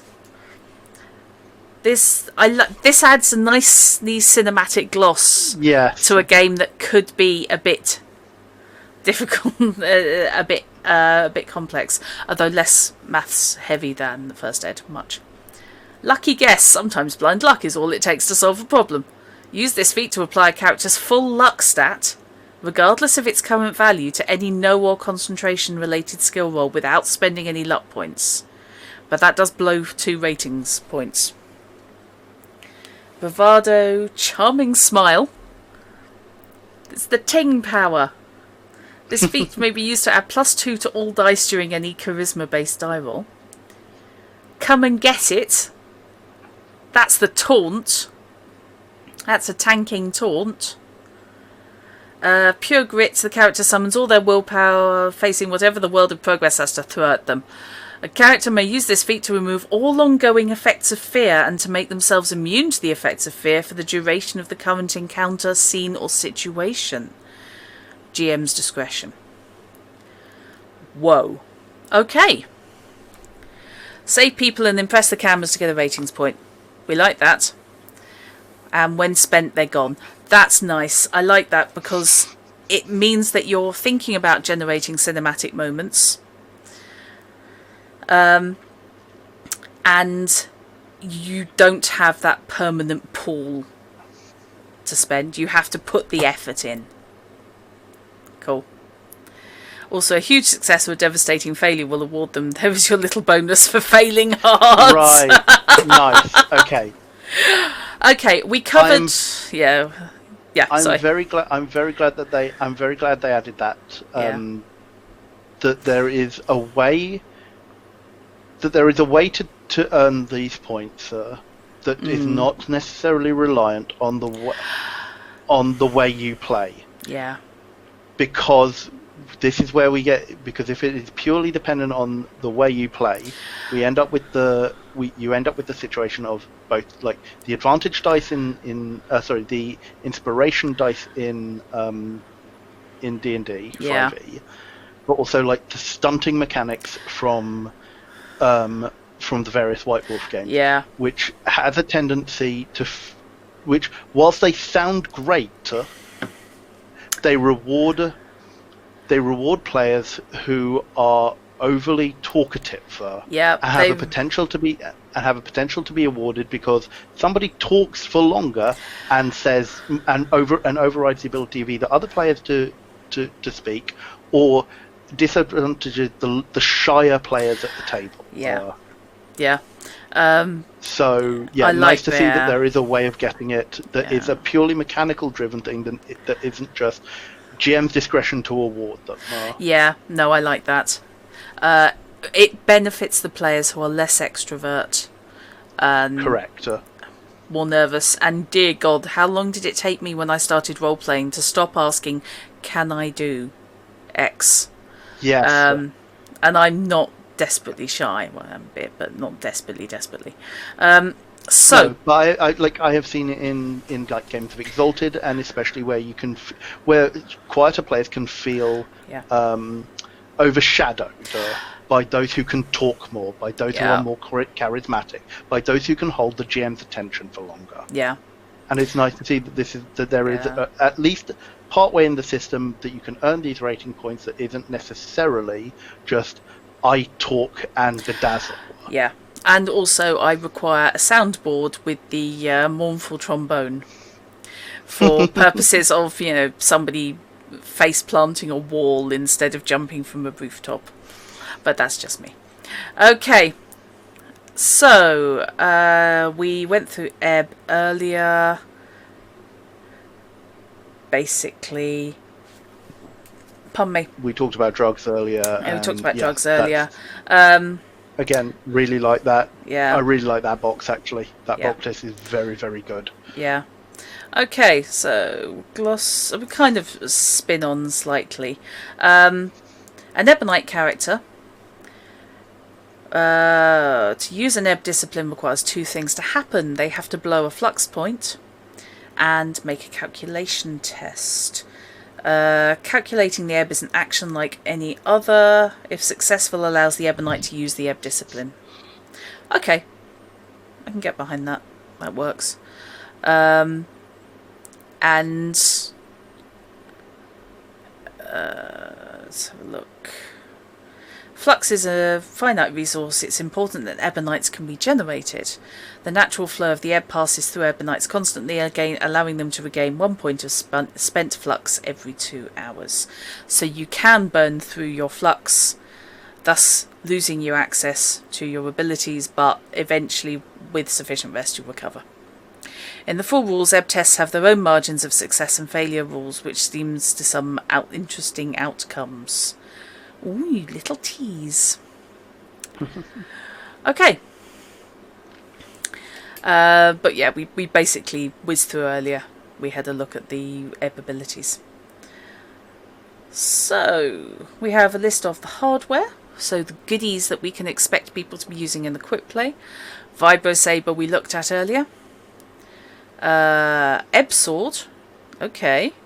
So the handle molds itself to the grip of the first ebonite that holds it, making it unique to the user. The blade of the sword glows in line with the current state of mind of the user, normally blue, green, pink or red when the ebonite is engaged in combat. Does it also make a lightsaber noise? Because that's brilliant. I want to go into battle with a pink sword. That's great.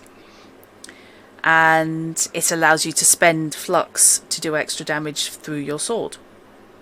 Only if you pay extra. The ways that I would like to play yet. Yeah. Oh, yeah. We need the fish. We need to resurrect the group, Mr. Ebb. Which we kind of Mr. Ebb. Mr. Ebb. Yep. A corpse is a corpse, of course. Gash pacifier baton. Fair enough. Basically big stick. High frequency shock baton that delivers a huge pulse of energy at the point of impact. Mac knife. Yeah, you're not exactly limited if you're stuck with melee weapons, are you? Mac knife. Multi-angular cutters. The most popular choice of unpowered knife in the world of progress. Carbon ceramic. Yeah. So, Stormer Chuckle Duster. A chain knuckle duster. Thank you for this thing of beauty. Happy bunny. Gunhead submachine gun. Fair enough. I want to know if that's named after the film, but that's just me. Fen 603, which is dinkier than I expected. Fen 706 Power Reaper squad support weapon. Yay! Gauss rifle. And then various versions of armour. I'm assuming that basically this is what the guys have. We had a look at drugs earlier, so I'm not going to dig too hard into those now, but Mind Numb keeps people immune to fear for the duration. Rush, increase blood flow, make a second action per combat round. Nice. But with all the fun and games of addiction. Rules available for use uncommon weapons. Yes.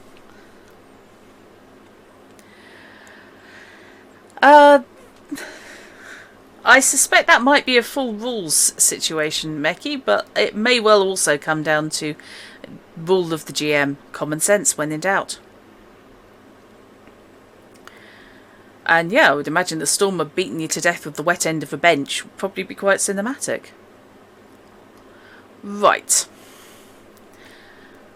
So, we have the indication of how to GM a game of Slay, which we've basically been discussing as we go. There are stats for generic unpowered melee weapons in the full rules. Meki, he's got your back. Essentially, we've been talking about this all the way through, as to the feel of it, making sure that the rules do not overwhelm the feel of the game. And yeah, I think we've pretty much got a handle on this. And that's the quick start scenario. So I'm just going to vip quickly to that page so we can have a look at the character races. What page did you zoom to? Page 37 in the PDF. Cool. I've just buzzed through the two drugs that are used as an example. One gives you an extra action in combat. The other renders you immune to fear for 6 hours. And I'm sure there's no downside to having your emotions numbed at all. Nah. As if. So, welcome to a Stormer. This is a 313 Malice Stormer. They're engineered entities. Oh boy. Ooh, that's some character art. There's no mucking around. When they say Stormers have teeth and claws, looky. That's on your side. They're not the smartest things on the planet. Looking at it's no 1 and charisma 0.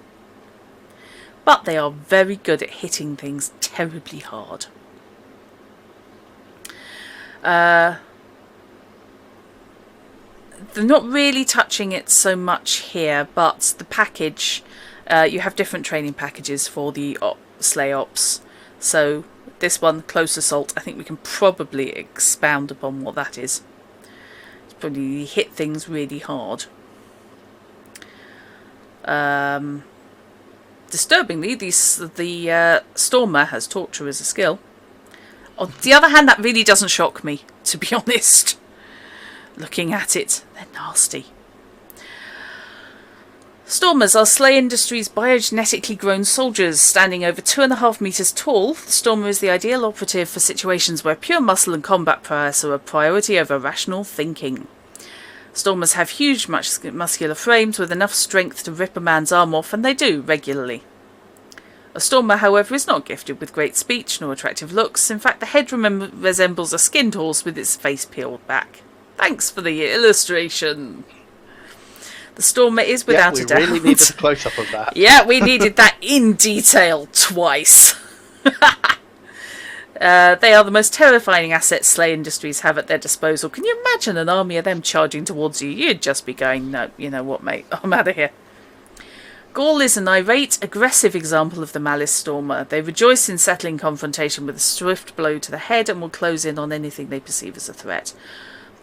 Right. Other members of Blistering Rain often hold them back from going off on one. Yeah, so Scottish game then. Yeah, that's going to need translation for the American audience. Says the person who used that term and confused the hell out of everyone the other day. Right. That's the one with psychopathy. So that's how the Stormers are represented on there. Okay, that's fair enough. Right. They can regenerate 2 hit points or 2 wounds every 20 minutes. Wounds are always healed first. So the thing that can kill you more easily heals first. Okay. Opal. Ebonite. Ah, what do you know? She's the medic package. Packing a Fen 603, medikits, Ebb swords. She can still do some damage. One of the 2 Ebonite races, easily identifiable by their naturally brightly coloured hair, pupilless eyes, and generally calm demeanour. Ebons are able to control the ebb by use of a mysterious resource known as flux, allowing them to perform otherwise impossible tasks, bending the nature of reality, not the force at all. Unlike their waster cousins, Ebons are not naturally destructive, although to think of them as harmless would be a gross misjudgment. There's sensible. Many Ebons focus on healing and communication aspects, allowing them to integrate well into almost any squad. They're naturally social, and while many have an air of arrogance about them, they understand empathy as well as any other race on Mort. Okay. So yeah, don't think just because an Ebon is not a ravaging killing machine that they can't do the damage. They can definitely bring it. And we have character notes on how to run this specific Ebon, that specific Stormer, which ties in with their disadvantages. And, sorry, with their traits, even. I like that.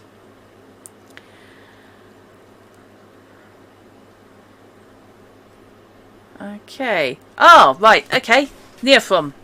Can I have a pronunciation guide for that? Because I want to call it Nephron. But Neophron's probably... I'd go Neophron. Yeah. Oh, for God's sake. Sasanakrop Farakzad. I want to reverse that and see if it's in something.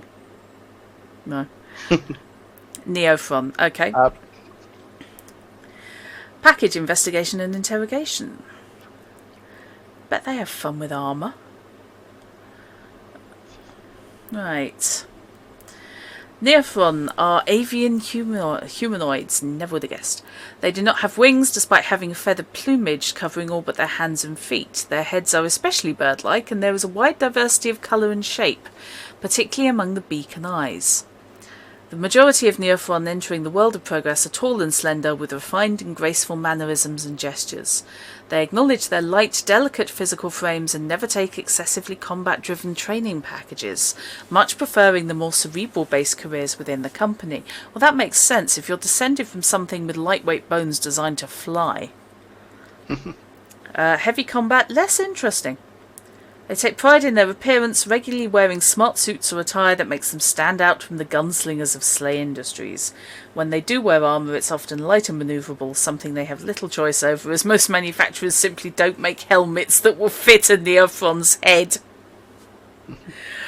Okay. I like that. That's cool. Drew McThomas, Frother. Now, if you want the murder, death, kill, you want frothers and stormers.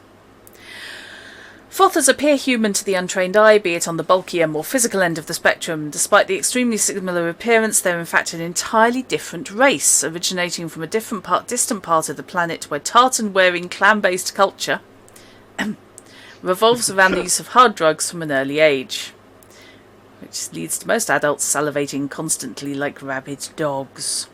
By the time teenage years have hit, most frothers are pushed into the arms of SLA Industries, who just happen to be the world of progress's most prominent drugs manufacturer. This match is one that helps both parties. SLA get a willing army of combat-capable operatives, whereas the young frother gains access to SLA's impressive combat drug line. Fair enough. Most frothers favour close combat, based largely on the fact that claymore duelling is something of a national sport in Hiberia. However, more and more frothers are turning to ranged weapons. Okay. And this one is a ranged weapon fanatic. Feel no pain. Drew ignores the penalties and modifiers applied to him by any one wound he's received. So, for example, if Drew's suffered 3 wounds, he only applies the effects of 2 of them.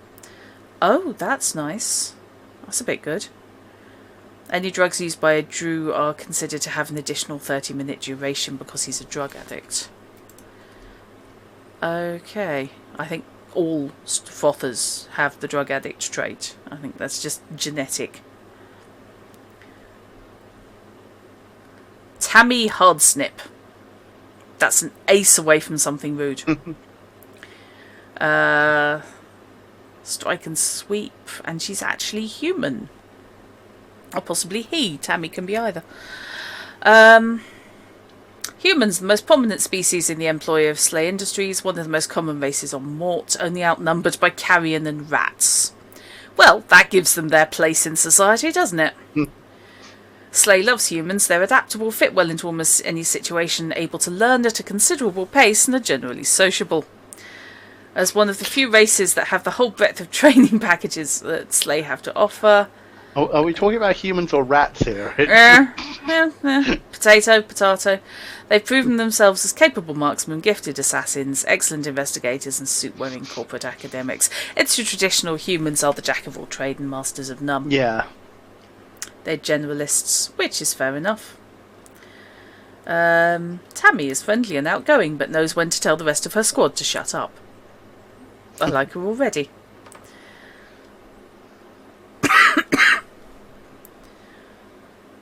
Oh, right. Blueprint news files are how SLA operatives get their jobs. And I like this, it's so cool. Basically, you give a job. It's not a how do you hook them, oh my god, somebody stumbles into the inn. It's you queue up, you get the next blueprint news file of your appropriate security level. So, departmental authorization, which training packages are recommended, a code. I'm trying to remember, blue seems to be the most common. White is fairly wussy. No, white's ebon, I think. And red is, oh my god, it's going to pay a lot, but we're probably going to die. Black is, you're almost certainly going to die. And then you write up the details of the mission. And the pay goes in there. And what security clearance level is needed goes there. I like that. White's investigation, okay. Drug effectiveness addiction is covered in the full rules. Additionally, the racial ability for frothers is a little deeper in the full rules. Yeah, I thought it probably would be. That's why I didn't want to belabour it too much. Because we did rather go off on you earlier. Sorry. Yeah, White's investigation, that was it.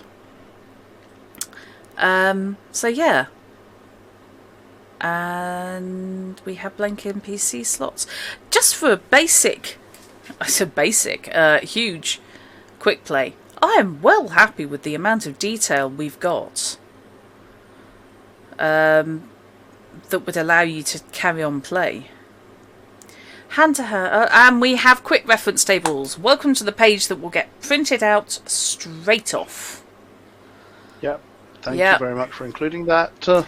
Yep, that's your GM screen waiting to happen. Okay, oh hang on, Fish has got the rules. Blue, street maintenance, suppressing urban and civilian disturbances, sewer cleanup and extermination of carrion, city control, white, investigation, makes sense. Yellow, retrieval, investigate and recover stolen and missing SLA Industries property. Also comprises the retrieval and restoration of present and ancient artefacts. Green, expeditionary, mainly out of Mort's Central into the furthest reaches of Mort's cannibal sectors. Red, emergency. These are up-to-the-minute combat situations that need to be dealt with immediately. Oh, it was Jade for Eben, that was it. Grey is cloak or internal. BPNs designed solely to the uncovering and termination of operatives and employees who are traitorous or subversive. Jade is Eben related. And of course black is suicide ops. So presumably pay really well, but yeah. Probably best that you make out your last will and testament first. So yeah, I really, really, really like that quick guide. That page is going to be incredibly useful. Quick reference tables. We like that. Okay, I've done a hell of a lot of talking. So, final verdict. What do we think? Hello, Halloween Jack. Yeah, I think yes. This has got the feel of SLA, very much updated to a modern design, both design philosophy and also aesthetically. It's a lot cleaner. I loved the previous edition, don't get me wrong, but sometimes things like the paper texture, photographic paper texture, was a pain in the neck, and the font choices were a bit very good stylistically, not so good for flicking through and finding stuff. Final verdict, when am I running it? I kind of can run it. So, you can run it, Fish. Anybody can run it. I deliberately haven't yet read the scenario. No, I haven't either. Yeah. I thought...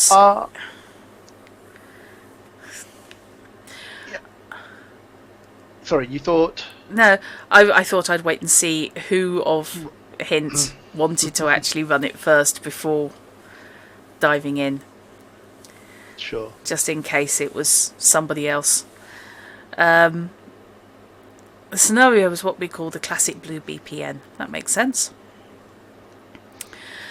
You were worried by the description of the system as streamlined and cinematic. Many story-orientated systems have the opposite effects. This seems to work nicely. You're happy with what you've seen. I would tend to agree with that, Fish. Yeah. I think it's streamlined what it needs to qualify as a quick play, but I don't think it's sacrificed the atmosphere, which has always been a core part of SLA. And on that basis, I'm definitely happy with the quick play as it stands. It's massive, and I look forward to the rule book when it comes out.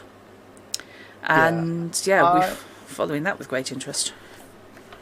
So from my perspective, this is a very interesting first look. As I said, this is not a setting I am familiar with. It is not a rule set I am familiar with, particularly with regards to 1E. I have to say I have been pleasantly very pleasantly surprised by how well structured this quick start is. The layout is very good. It's got everything that you need, and a reasonable amount of caveats for the content that it is presenting. And obviously, we've had the benefit of having one of the writers in chat tonight. I don't think that undermines anything that we have said. No. That we do have concerns regarding the way certain issues are going to be presented, and presented in more depth in a book, and we will hope that that it does so. As for, is this something that I would play? I think I am on the fence at the moment, because of the nature of the content, because of where the flags are on certain skills and the theming of the setting. I think I will reserve a decision for now as to whether or not it will be something I play.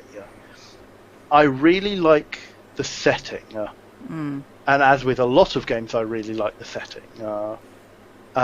Whether or not I could actually play something like this, I think is going to be very dependent on group. With you guys, I probably won't have any qualms about playing it, because I know we would be...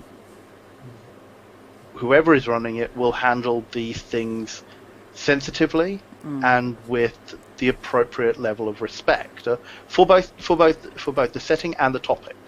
And there's always the timeout option, which totally, if we tread on anyone's toes, or if somebody just feels uncomfortable with the way things are going, always being open about that. Yeah, exactly. If I were to see this game at a con, would I play it? I suspect probably not. For a first time playthrough. Now that I have seen what it is, because I wouldn't necessarily be comfortable doing that with a group who I didn't know. So as I say, swings and roundabouts. As I say, I'm on the fence at the moment. If you guys run it, I will probably play. There are lots of. I think it's a toss-up between the Eben and the Neophron, actually. There I can see that. I have a type of character I play always. I will probably reserve judgment until either I have played that or read the full rulebook, as to how it handles some of the issues that we have raised, and seeing things in more depth. I think I can get behind that. I mean, I am familiar with First Ed. I had a lot of fun playing back in the day. Were I to see this one at a con, I certainly, if it were a dev run game, having had Subtrick in chat and knowing his approach to things, now I think I would feel quite confident about playing in that. Were it randos running and just a pick-up game, then I would probably be looking over their shoulders to see how they were running first, because I think there is the potential to go quite simplistic if people decide to ignore the more noir aspects, and possibly go a bit OTT. But I think that's one I would want to pay attention to. Yeah, I think there are certain game styles that I would like to play in this system. Others I will very definitely not and would stay away from. Like your general all out. Let's go and clear this. Nah. If that's the BPN on offer, it's like no, yeah, thank maybe you. not. No. Yeah, but yeah, like white level stuff seems really interesting. I say lots to get me intrigued. There are lots of hooks here, and I like the fact that there are lots of hooks in the quick start, and that's not even looking at the scenario. That there is enough here to pique my interest as a newbie, as somebody coming into this completely clean, and the mechanics seem to do what they want the game to do. And that is fairly clear from a read through. Obviously, there are parts where we said that it's difficult to envisage how this works and whether or not it is actually just more complicated because of the way it reads as opposed to the way it plays. But those are the things that only shake down once you play it out. So there are those fears and things that would be allayed or reinforced or whatever through the playthrough. But hook-wise, no qualms. Design choices, very interesting. Some very, very interesting design choices here. And as I said, without knowing, you've explained a little bit about where the differences are between 1E and so did Subtrick, and some of those design choices. The apparent streamlining, the clarifications, and updating to some more modern design without jumping wholesale on certain bandwagons or without jumping wholesale on certain things. Is a very nice look and a very interesting takeaway from this. As I say, looking at this with designer eyes. Yes. I think it helps that I think pretty much everybody's written or at least modified a game in hint. So we're all sort of one eye on game design as much as anything else. Exactly. I've still got the Rusty Quill TRPG to be working on. So hey, for new playtesters, right? I almost certainly will. Hey, we're open. Something that the Hint Fishy has just brought up on the subject of the different BPNs. One of the things he likes is that you can run different styles by using different types of BPN. The players can choose that by seeking out specific colours. In a campaign game, you can present a selection of available BPNs at the end of a scenario and then write up the one they choose. And also use unselected BPNs to provide background events in-game. So if you've got an investigative squad, you can basically, they can either not queue up for the more aggressive ones, or they can just tell their 10%er, we're not interested in reds, and blacks can go away. And that's when I ran a investigatory focused Exalted Sidereals game. That was the way I presented it. It's like at the end of each case, they got a choice of, well, here are 3 cases that you can pick from. Which one would you like me to go away and write up? Basically, exactly. And Slay just it nails that in it's baked in that's how things can work. So overall, happy with this. It's a really solid quick start, and I think somebody is going to be running the scenario, which we will not keep under our hats when we do, obviously. That will be happening on the Hint Plays channel. I'm not sure when, but it'll require some negotiation. And as to who's available when and where. So thank you guys for lumping in. Thank you, Subtrick, for being so very helpful and answering being very informative. Answering our queries and not getting too offended when we start digging in. And you've been really helpful, giving us some good insight as to what we can expect in the main rulebook, over and above what is detailed in this quick play. When you're running it, can I play? Okay, right. Thank you, Knight. That's okay. You are very welcome, Subject. So, anybody who's interested, feel free to please follow the hint_plays channel. That's where we generally run our games. The hosting issues today were down for basically OBS just cried quietly in the corner for me and refused point blank to let me stream on that profile. It will be resolved. I'll attack it with a stick. And right, next week is Warhammer. Nightbite's running Warhammer Fantasy Roleplay First Edition. So, looking forward to that. And no, Fishy, I couldn't turn the bot on. Sorry. And, yep, so we'll be back to do some investigation and hopefully rescuing kidnappees. Fingers crossed. Coincidentally, it's also my birthday. So everything will go absolutely right and to plan on this it will. Right, I will be getting this up on YouTube as soon as possible, and I may well be doing a edited down audio version for podcast purposes, because that's something I want to start doing. So, I will bid you all a good night. Thank you, Chrono Magistrate, for joining with me on this, because you've been... Thank you for having me along. Thank you for the perspective. Very helpful. And I hope you enjoyed it, and good night. Night all.